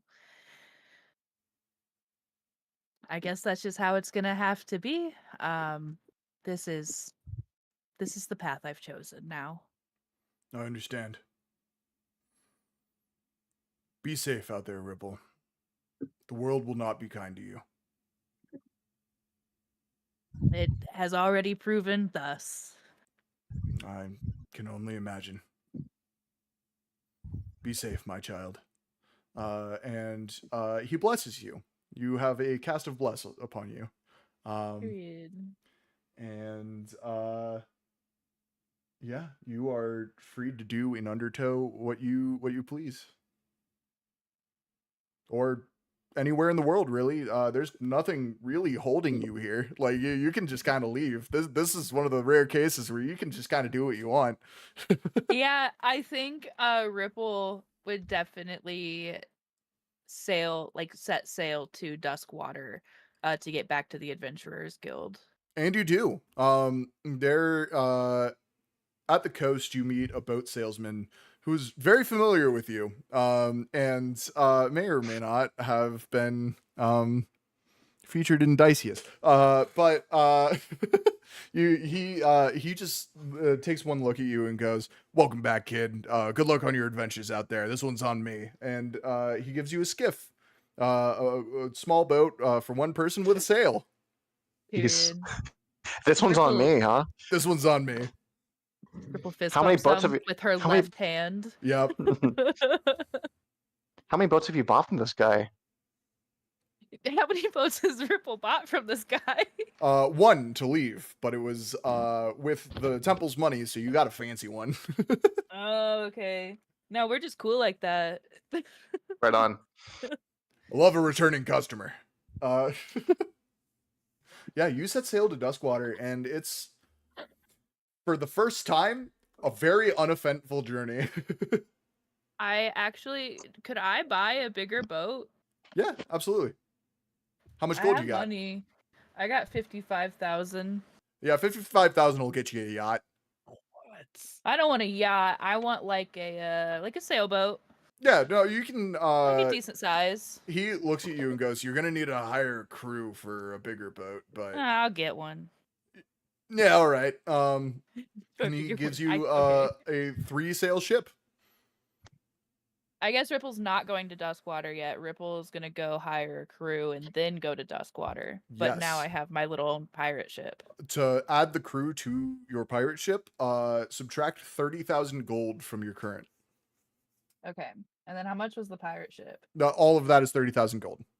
Oh, period. Removed. Okay. I think Yeah, that's my you- first actual purchase in Time of Blood. Yeah. Hey. This is the first time gold has been Uh-oh. exchanged outside of a bar. Woo! Woo! Yeah, you make your way to Duskwater with your newfound crew. The entire time they're singing sea shanties, whether you want them to or not. I want them to. You're like fully stocked on, like, you have like a crate of oranges. You've got like grog No sloshing in scurvy. barrels below decks. You have one of your crew is a chef who's like always working in his quarters, which also happens to be the kitchen. Like constantly preparing pretty fancy food for you and regular ass food for everybody else. And Damn. you spend your days not even working on the ship, you're in the captain's quarters, just kind of living it up. You've got like a full liquor cabinet, you're sitting Oh my there, God. you've got like a desk nailed to the floor, there's like a window behind you out looking out over the sea. Wow. You're living the high life. Hell yeah, I am. And you make it I to want to Duskwater. say I'm very nice to my crew. No mutinies. Good. Mm. That's what I like to hear. Your crew will remember that. You make it to Duskwater, and I remember conversing with you about something else you wanted to do. Would you like to do that right now before we change vignettes? Yeah. I think Ripple's gonna look for Harvey's houseboat. You find it. It's the only small houseboat moored in the main docks of Duskwater. It has multiple parking tickets, and it looks like it's been rebuilt multiple times, but it's there. How many parking tickets and how much does it total? About 8 of them, and it is about 10,000 gold. Woo! Does the ship can I take a look at the ship? Does it need fixed up right now? It doesn't necessarily need fixed up, but it hasn't been lived in a few months, and is a little worse for wear. Just to put it mildly, it looks like it's been kind of like beaten against the dock during storms. Some of the planks that were put there from like when the ship has sunk in the past are starting to look a little weak. But it's still floating. It's good to go for now. Yeah, I'm gonna pay the parking tickets. Oh my God. Okay, yeah, And- you pay them all. My hero. Mark off 10,000 gold. And I'm doing that, and I'm also Ripple pulls out a like little sheet of paper from her bag, and I guess I do have a quill actually. And I'm gonna make a note saying Harvey owes 10,000 GP if he is alive. Okay, That's yeah, you do crazy that. work. Where do you You're put it? never getting that money. I'm going to kind of turn to my crew and be like, "Hey, could you go put this in the top desk drawer of my desk in the cabin's quarters?" You go. The crew member goes, "Aye, aye, Captain," and does exactly that. And then I need to find a more suitable location to park this boat to not get tickets. We'll find it. And a couple of your crew gets in the houseboat and moves it around the shore to moor it against some rocks. And be careful and don't change anything and nothing should be out of place. Leave it exactly as it is. But please just keep it safe. And Ripple's gonna go seek out the Adventuring Guild. Okay, you make your way to the Adventuring Guild, and standing on the docks as you start to walk away is a familiar face. You see Wisteria as an airship is approaching the docks. And we're going to change vignettes. Boys are back in town. Yeah. Wait, what happened to Harvey's name? Well, I think we're about to find out. Oh, okay. you Dio. motherfucker. Dio, I was what are like, you wait, doing right now? Dio? You is kind of walking along a long dirt path, looking over a little map. Not one who's traveled super far out of his home, and very much trying to find Duskwater, in search of something special. Yeah, you're traveling through land to find a place that is famously only accessible by sea. Around you, you're in Ralith right now, we'll say. Behind you is a great forest, the Raktika Greatwood. Redwoods line the whole like side of the forest, giant, imposing. And as you walk through the ruins of a town with a stone sign painted on which says Tulip, You find yourself in a field of wildflowers overlooking the sea. Hmm. Um, I'm gonna kind of look around and try to find like the perfect tulip out of all of them. Yeah, roll either nature or investigation for me. Those will get you different results, but Ooh, let's do nature. okay. That's a natural 20. That's a natural 20. As you pick the perfect tulip, describe Dio for us. Dio is a Mapatch, which is a small. It's basically they're just raccoons. Little raccoon So he's guy. got like little raccoon man. He's like kind of covered in like some very standard leather armor, something you get very cheaply as like a starting, really starting at an adventure. With little flowers kind of tucked around the armor, and any kind of gaps or sets, for something you be put away like pouches. Hell yeah. Yeah, you use your druidic senses to find the healthiest, the brightest, the most beautiful flower in the field, and you come across it. A purple tulip. Proportions are perfect. It's incredibly healthy. It stands about 2 times taller than the rest of the field.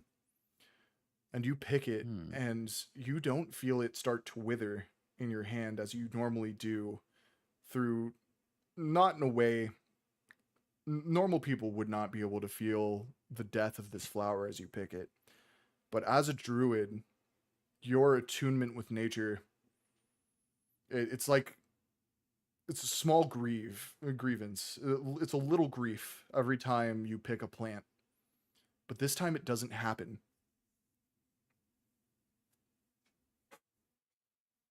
Oh. I want to examine it, kind of studying it, holding it up to the light, taking the small smells before like pulling out a small mason jar and tucking the flower away and kind of closing up. You do.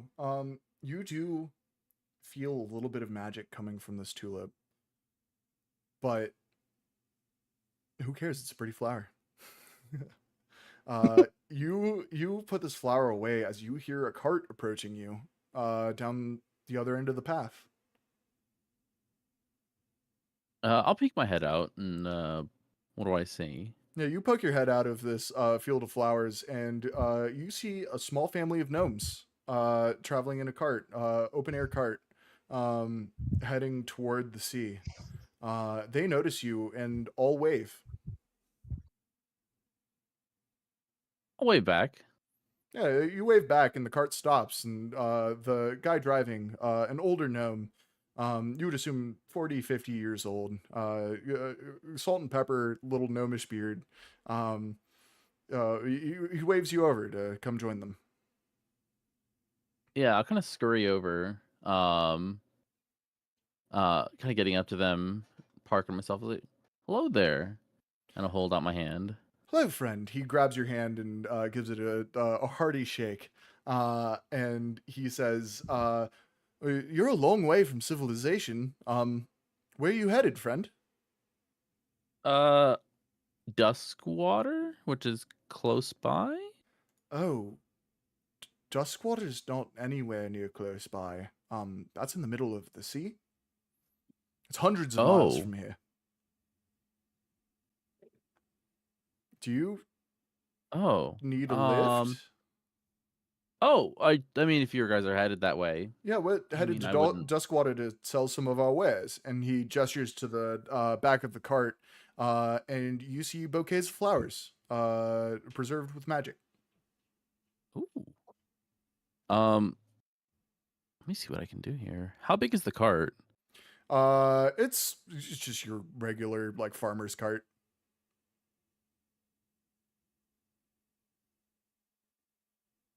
Takes up the Okay. whole path that you're on currently. Just like a single way dirt path. Uh, enough room for me to fit in? Yeah, absolutely. Yeah, I'll kind of crawl up there. You crawl up there, Um, and on the benches is the rest of this gnome's family. There's a gnomish woman and 3. They look to be little kids, but they're gnomes, so they might be older than you think. I'll just kind of give him a little bit of a sheepish wave. Yeah, the kids wave back at you and giggle a little bit, and the woman sitting on the bench across from you goes, "And what's your name?" Oh, it's Dio. "Hello, Dio. It's nice to meet you. We don't normally meet kind travelers out here. This is a breath of fresh air." Oh well, thank you all very much for bringing me along with you. "Of course. Always down to help somebody in need. We have a boat waiting for us just down there at the shore. Do you have everything you need to get going?" I'll kind of look over myself. Because I really don't have any bags or like luggage. Yeah, got everything I'm already wearing. "All right, if that's all you need." And the cart moves down the path toward this ship. And the gnomish woman looks at you and goes, "So, what brings you to Duskwater, Dio?" Oh, so I've heard it's kind of a big place, big city. "Oh, it's And huge." I'm on the hunt for the perfect flower. "Oh, the perfect flower. What for?" Oh, I'm gonna be going back and getting married. "You're getting married. That's wonderful. I'm so happy for you. Yeah. Congratulations." Well, not until I get that flower as a "Well, wedding gift. I'm sure any flower you give her is going to be good. I'm sure she'll love it. Well, thank you. Or he'll, or they. I'm sorry for assuming. Oh, no worries. We're trying to work on that, aren't we, dear?" And the gnome driving the cart goes, "Yeah, we are." She goes, "A little more enthusiasm next time, please." And yeah, you're carted down to their ship. It's not large, but that's okay for you because you're also a pretty little guy. The doors are about half the height of regular doors in human and elf society. But that's fine. It's actually way more accessible for gnomes and shorter creatures. And they lead you to the room that they all sleep in. There are about 6 bunks. And by bunks, I mean hammocks because you don't want to be thrown against the wall in your sleep. And you settle in on this little gnomish ship. And you set off for Duskwater. And Dio, When I'm at because this is your first session in Time of Blood with this character, we're going to roll on the random table. But first, what Oh did you want to boy. do? Oh, I was gonna do something, but maybe I don't want to do that depending on what the random table comes up with. What is it? We can decide. Oh, well, I was gonna wild shape into a cat and just kind of curl up on my bed and fall asleep. Yeah, you can do that. So this random event counter is going to be. You have about a 2-week trip from the coast of the town of Tulip in Ralith to Duskwater. So somewhere in this trip, for each week, we're going to roll a random event. And the first one,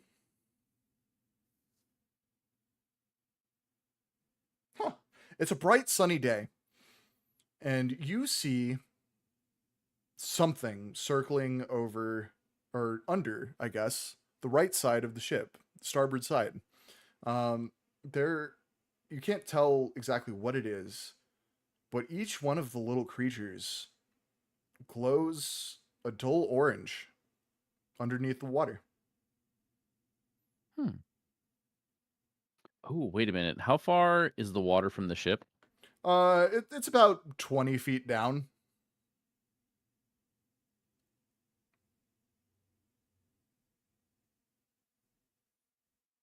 And maybe I don't have it. Okay. I don't do anything here. Okay. Yeah, you see these strange creatures circling something in the water. Not necessarily circling the ship. Um, you would assume just maybe schooling or hunting something. But you've never seen anything like it, and the ship passes them by. Hmm. Let's see what the other random event is.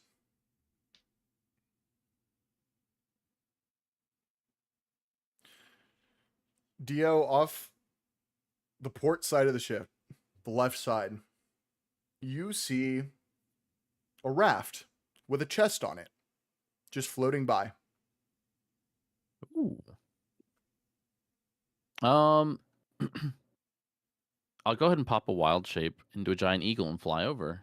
Okay, yeah, you do that. You fly over and you land on the raft. Um, Pretty sturdy, very well made. It is just a raft, but it seems to be put together by somebody who knows what they're doing. The chest is a dark brown wood, whether that be stained or whether that be the wood itself, bound in iron. And it doesn't look like there's a lock. Can I inspect it real first? Yeah, what would Like, why you it'd be out there by itself? what would you like to roll? There's investigation, perception, insight, um, Perception. investigation, I guess. You want to do insight? Is what you Can I said? do perception? Perception. Yeah, you roll perception for me. It's an 18. It's an 18.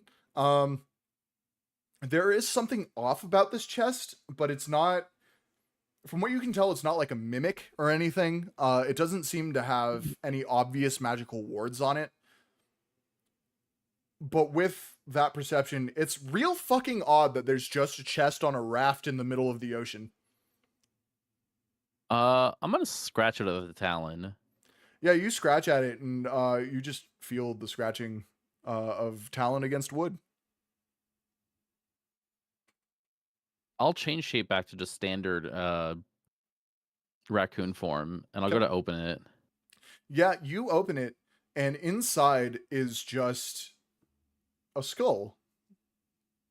But the skull, instead of having just hollow holes for eyes, has two bright green emeralds, finely cut, perfectly fit into the eye sockets.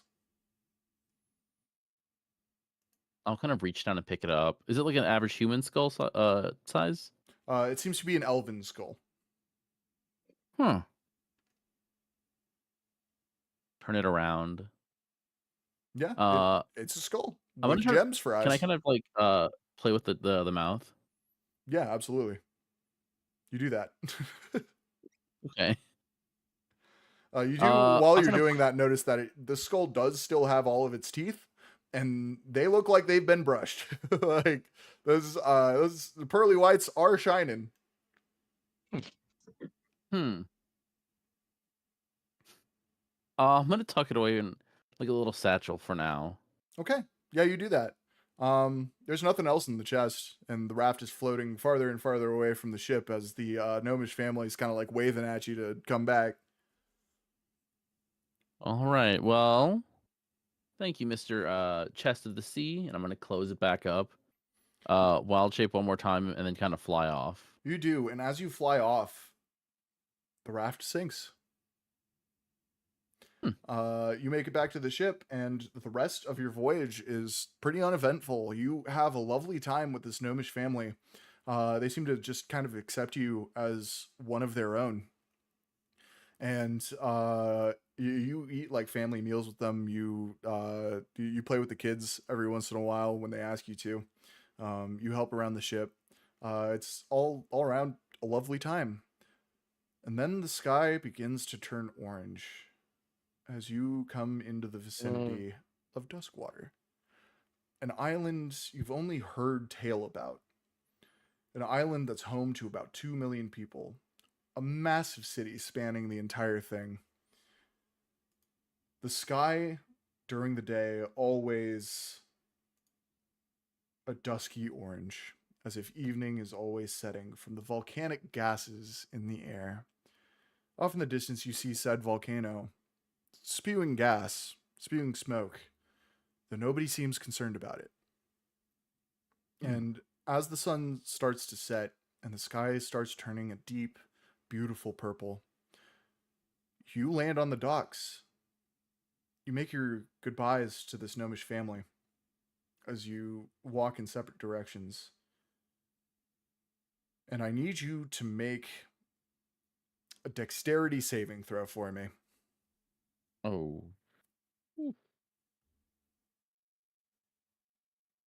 That's a 13. 13. As you're lost in thought, You're looking down at the flower that you've already picked, this beautiful tulip that hasn't wilted even a little bit. And you feel your head clank against a metal chest plate. As you fall to your ass on the ground, Ripple, you feel something small bump into you. Hello? Ripple like looks. Hello? Oh, He's like really dazed. Hi, are you okay?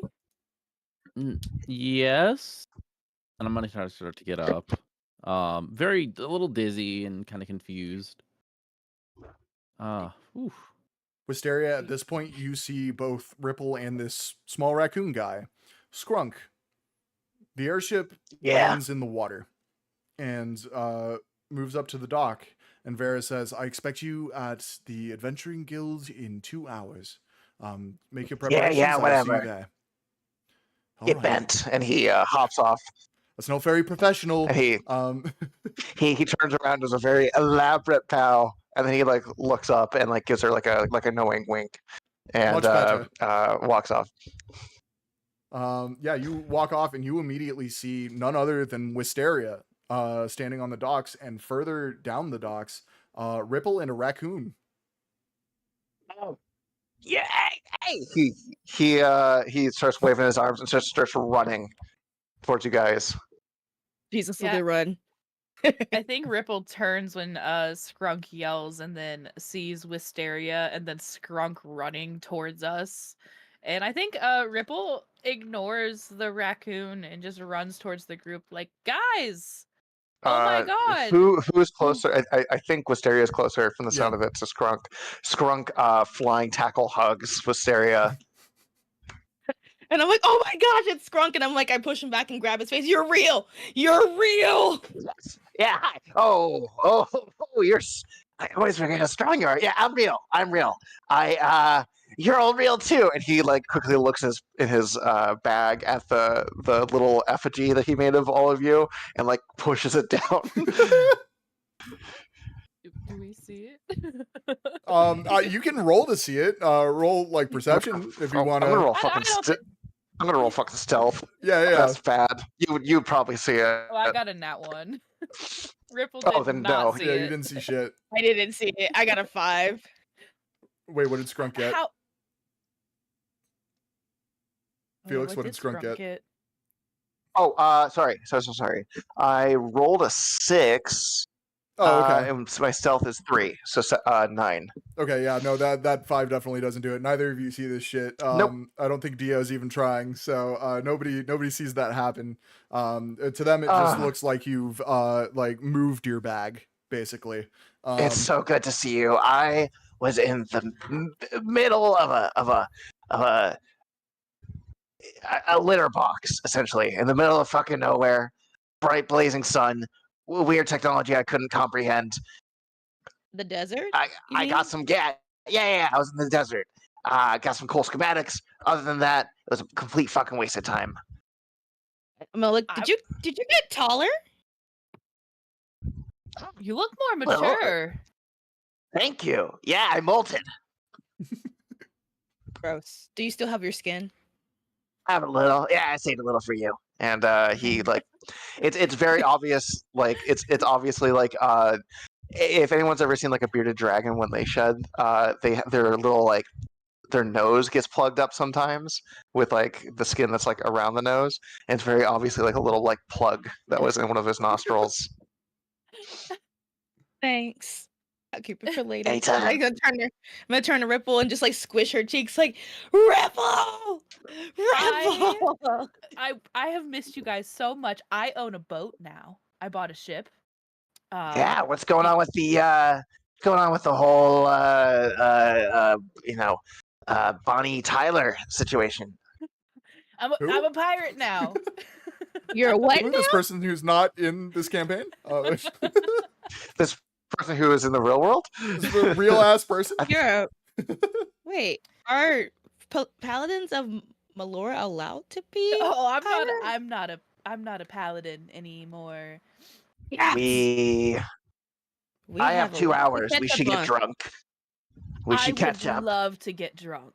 I would love to get drunk as well. And Strunk spies Dio and says, "Are you just passing through, or what's up? You're just kind of You want to we're get having drunk? kind of a reunion here." Before you Oh, I was- answer, Dio, I need you to roll insight for me on all three of these adventures that you've just stumbled upon. So one insight for One all for each? three. Oh, that's a natural 20. With a natural 20, Oh my god! Oh, first one of the new season. you've my God. heard tale of adventurers matching this description, fighting off the vampire scourge that is currently threatening to end this world and perhaps ruin your marriage. You recognize these people as the Dusk Warriors, missing one, but still the Dusk Warriors nonetheless. They are well-traveled adventurers and might know the perfect flower. Oh my god. You guys are the Dusk Warriors. Oh. Oh, Uh, people like Gosh, know us now. hi. I want to go up to Oh, Ripple, who I was like a little upset about getting knocked over and ignored, but I'm just trying to play it off. Oh wow, big honor to meet you, and I'll stick my hands out. Ripple will shake the little guy's hand. Yeah, you feel like the little claws of raccoon hands. I'm just imagining Dio as a real ass raccoon in druid's robes, basically. Yeah, pretty much. Oh, so Ripple really has to bend down. Oh yeah. Yeah. Okay.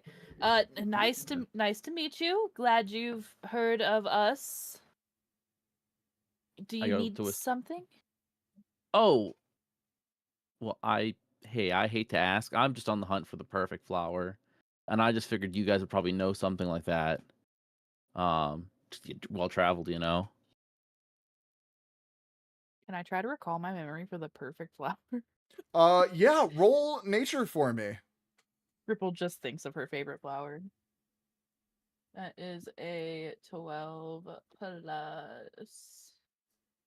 Oh no, -2, so that's a 10. You know what? 10 will do it. First, what is Ripple's favorite flower? I think Ripple loves a lilac. Okay. You first imagine a lilac, and then you remember the underground gardens that Stump keeps on his island, and how perfectly maintained each and every flower and plant and vegetable was. And you think, yeah, you might know the perfect flower and where to get it. I do not know the perfect flower or where to get it. Nope. Roll deception Oh, for me. well, And Dio, if you would like, you can roll insight to fight against that. That's a 9. it's 10. Yeah, Ripple's lying to you. What you do with that information is up to you. Are you sure about that? I don't think it's. I didn't know the Dusk Warriors lied, which is a little disappointing. I'm What is sorry. Who the this? fuck are you? Oh, my name is Dio. Dio. Dio. And I'm Okay. gonna shake his hand. Okay. Skrunk Mm. doesn't, and he says, "Look, I'm sure your quest is grand and noble and important. We're trying to make sure that we're worried about some things that might be a little bit more important than a fucking flower. Okay, I think my best friend's dead, Oh, and you want me to tell you about a flower. Dio feels super awkward about this.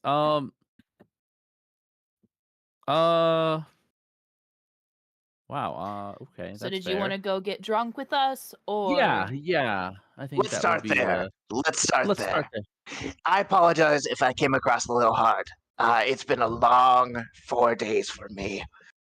Skrunk, I heard it's been weeks. Excuse me? it has been 4 weeks since the vampire attack that you thwarted. Well, not really thwarted. They succeeded in their mission, but It's been a month. it's Yeah. been a month. I was in a I coma need- for 3 of those 4 weeks, I think. I wish I was in a fucking coma.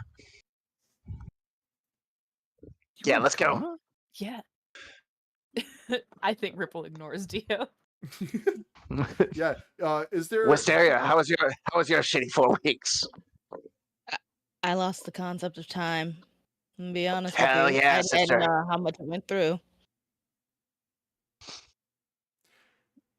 I can't tell So if to you're the saying bar. less because you remember the lore implications of you talking about the garden, Yes. or if Yes. okay, yeah, awesome. Yes. I love that. I was really ready to have that whole glitch thing happen again. You thwarted me. Yeah, you guys head to We're a bar. pros, Matt. Is there one you're thinking of in particular that you went to in season 1, or would you like me to choose? Can we go to the cool goth bar, guys? I think Ripple says Yeah, to everybody. I think that's what we need.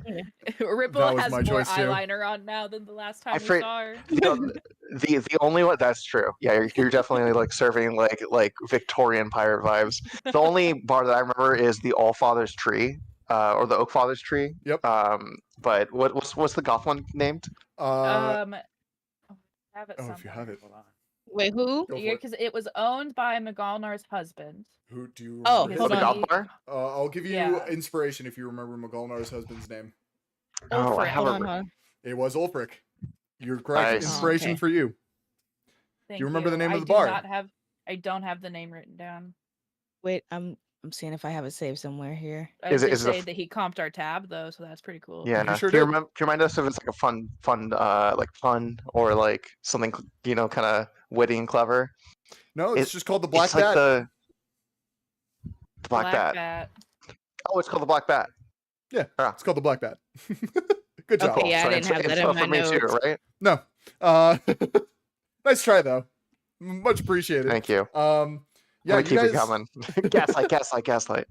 You guys make your way to the Black Bat, and Ulfric himself greets you at the door. He's working front of house today. And just as a reminder, he's a tall, slender half-elf with brown eyes and slicked back, short black hair, dressed in like a gothic suit. Looks a little bit like Gomez from Addams Family, but like tall, slender, and hot. And he sees you all walk in and goes, "My friends, welcome. As always, everything on me. Enjoy your time." Appreciate Go! you. Thank you Could I- so much. Of course. Who are you? As he like bends down and greets Dio. You don't look like Hobby. Who? I Ripple tears up. never mind. They're usually in here with another furry folk. Has anyone heard from Harvey yet? Or from No. Brum? No. I mean, No, I flew today. That's all I got. I I mean, that's cool, tried- but I tried to contact all of you, and my little gazer dude wouldn't let me, Harvey included, and you're both alive, so maybe there's a chance. yeah, that's Maybe. statistically, I think we're looking That- at a good chance. Let's just hope for the best that it is. He is. We're gonna say he is. Yeah, you guys enjoy your time at the bar, and eventually, after a couple of hours, an Adventure Guild herald comes walking in and beelines to your table and says to all of you, "You're needed in the guild chapel. Welcome back, by the way. It's wonderful to see all of you. Guild chapel, keep it somber." Keep it somber. Hey. Skunk is a little lost in the sauce at this point. It says, "Hey, listen, bucko. You don't come in and tell the Dusk Warriors how to fucking act. Who Well- who the fuck do you think you are? It's Ripple, a funeral. sloshing her drink. Oh. Oh, for who? For who? A lot of people died. I was instructed not to say. Surprise funeral. Count me the Yes. fuck in, dude. Not a surprise for anyone else. You're meant to wait in the back for the ceremony to be over, and then the 7 will take you into a meeting. Right. I guess we go right away. I would go Yeah. now. Yes. Could have got All this right. a couple drinks ago, but Uh, Strunk looks over at Dio, and maybe they've been like chatting a little bit during this time, kind of getting a little bit of a repertoire with each other, a little rapport. And he says, "Hey, man, do you want to just wait? Do you want to wait for us here? We can." you should come No. to the funeral with us. I think it'll be a good icebreaker. That feels tacky. Here, I have an idea. You have. Here, just here.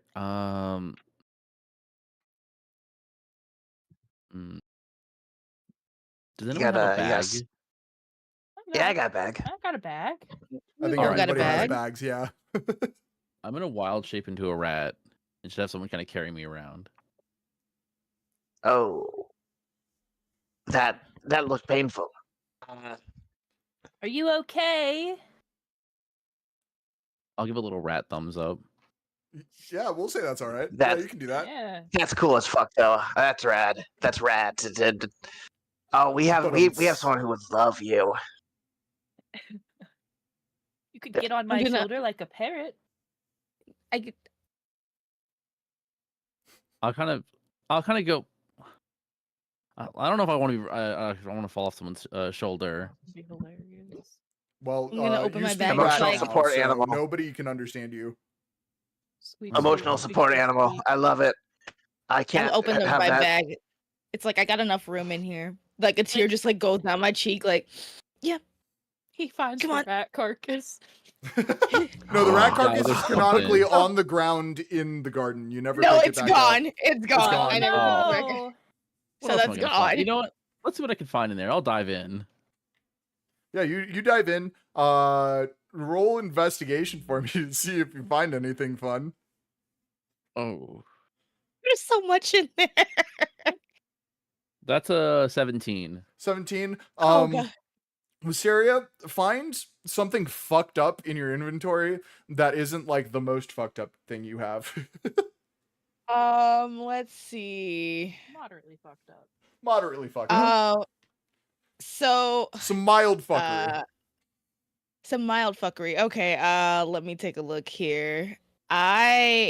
What's more fucked up between the mushroom body or the gazer carcass? Which one's more fucked up? I think the gazer carcass is much more fucked up. These are carcass. Oh, yeah. That is a Yeah. tiny beholder with a hole in it. I Yeah. see that and I immediately I clock out. I'm just like, I'm gonna crawl out of the bag. Immediately dissociates. Yeah, this rat that crawls out looks traumatized. Like, It has a little You rat already cigarette. picked that bag, so Ripple's gonna walk to the funeral. Okay, yeah. Yeah, Does Skirk is anybody going pick the behind. rat up, or like does the rat have to scurry behind you guys? The rat's It's gotta like, come go in Wisteria's bag with the gazer carcass. I'm not touching.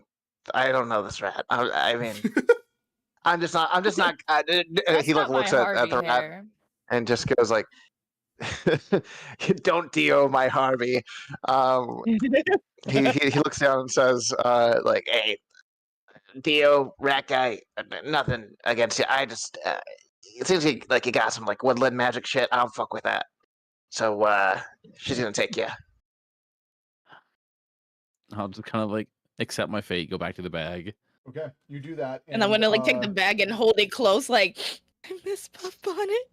Roman, check your messages real fast. Mm-hmm. Oh no. Then no. okay, yeah, you crawl back in the bag. You all make your way to the Adventurers Guild, built into which is a chapel. Whether or not you're religious, you would know where it is. It's pretty fucking easy to find. There's just a sign that points with an arrow to chapel. And you make your way there. There are a bunch of adventurers dressed in black. And you notice a lot of Tyran clergy also dressed in black, all gathered around. You make your way into the chapel and see a Tyran ceremony for Arenvald, a portrait of the man who died in battle against you after being turned by the vampires. His desecrated body warped mutilated, lies on an open pyre in the center of the chapel, above which a tall chimney rises into the sky, so the smoke does clear out.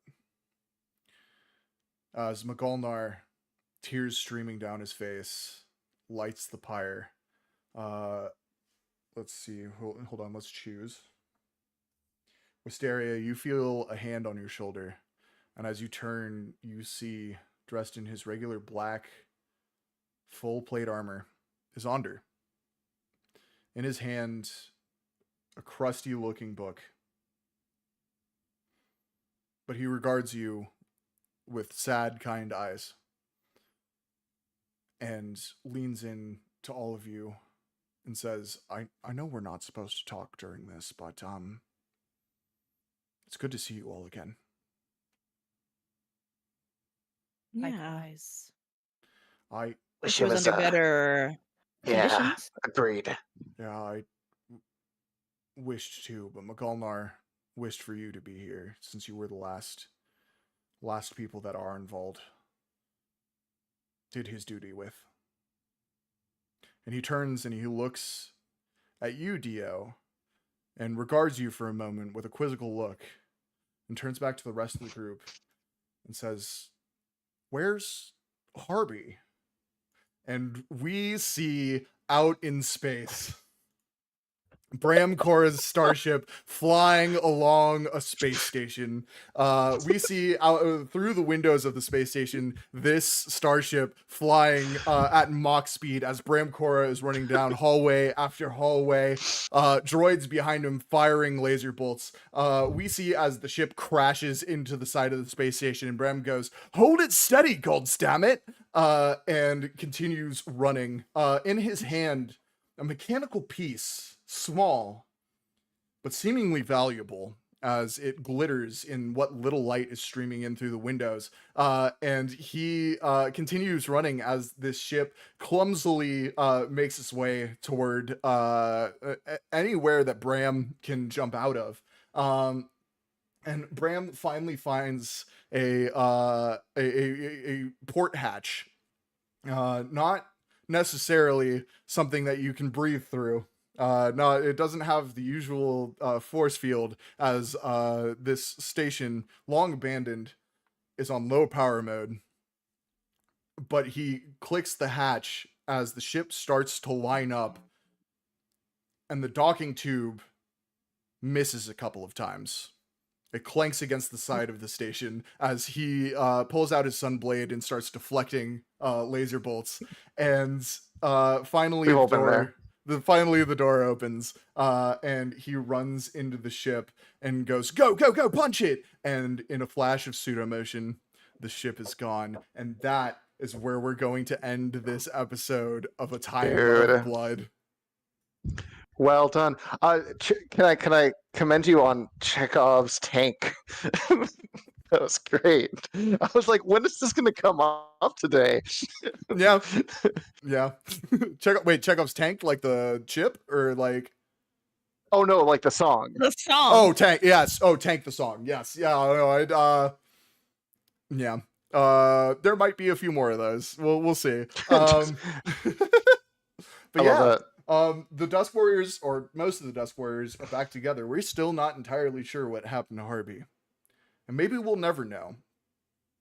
But we'll have to see as the campaign goes on. Everyone. I love it. You guys make your way out from the ceremony as it ends. And each of you is handed a slip by an adventurer's herald. And you see the deed to something called a bastion. On an island called Reunion, each of you has a bastion to do with as you please. And should you not know what a bastion is, I'll explain it next time. But for now, that's the end. Awesome. Thank you. Welcome back to A Time of Blood. Part of this. Yeah. Can we blow some more shit up? Dude, this is I'm gonna be I don't want to like hype up the season too much, but like there's some crazy shit I have planned. There's some emotional moments, and character death is not guaranteed, but probable. So that's something to look New forward character, to. new character, new Yeah, character. that could happen. That could very well happen this season. No longer is DM preoccupied fucking around. So Oh, good God. luck. Oh, Have God. fun. I Chat. might as well just start making a character now. I mean, you should have a backup ready for sure. Oh my God. Okay. Um, Okay. Chat, thank you so much for joining us for season 2, episode 1. This season's only going to get more crazy from here, so I hope you are ready. But for now, I think we're going to raid somebody, and while we do, I would love to hear the players' thoughts. Where do you guys think we're going next? I think we're gonna go beat some ass. That is correct. You are going to go beat some ass. I think we're going to That Disney fast? World. That's not going to happen because Disney would kill me. We already had like a bunch of problems with like copyright infringement in Star Wars. We don't need any more of that. It was war on Right, the fair stars, legally distinct. Yeah. Yes. Mouse World, Interstellar conflict, I think is what we said. Rat King Yeah. Land. Oh God. Rat King Land. Yeah, yeah. There we You go. hear a I know- I know maniacal what it is giggle in the sometimes. back of your mind. Rat King Land. Rat King Land for real. There is nobody I Rat know King. live right now, so we are going to what do I look up? D&D, tabletop RPG. Yeah, why not? That's not right. There we go.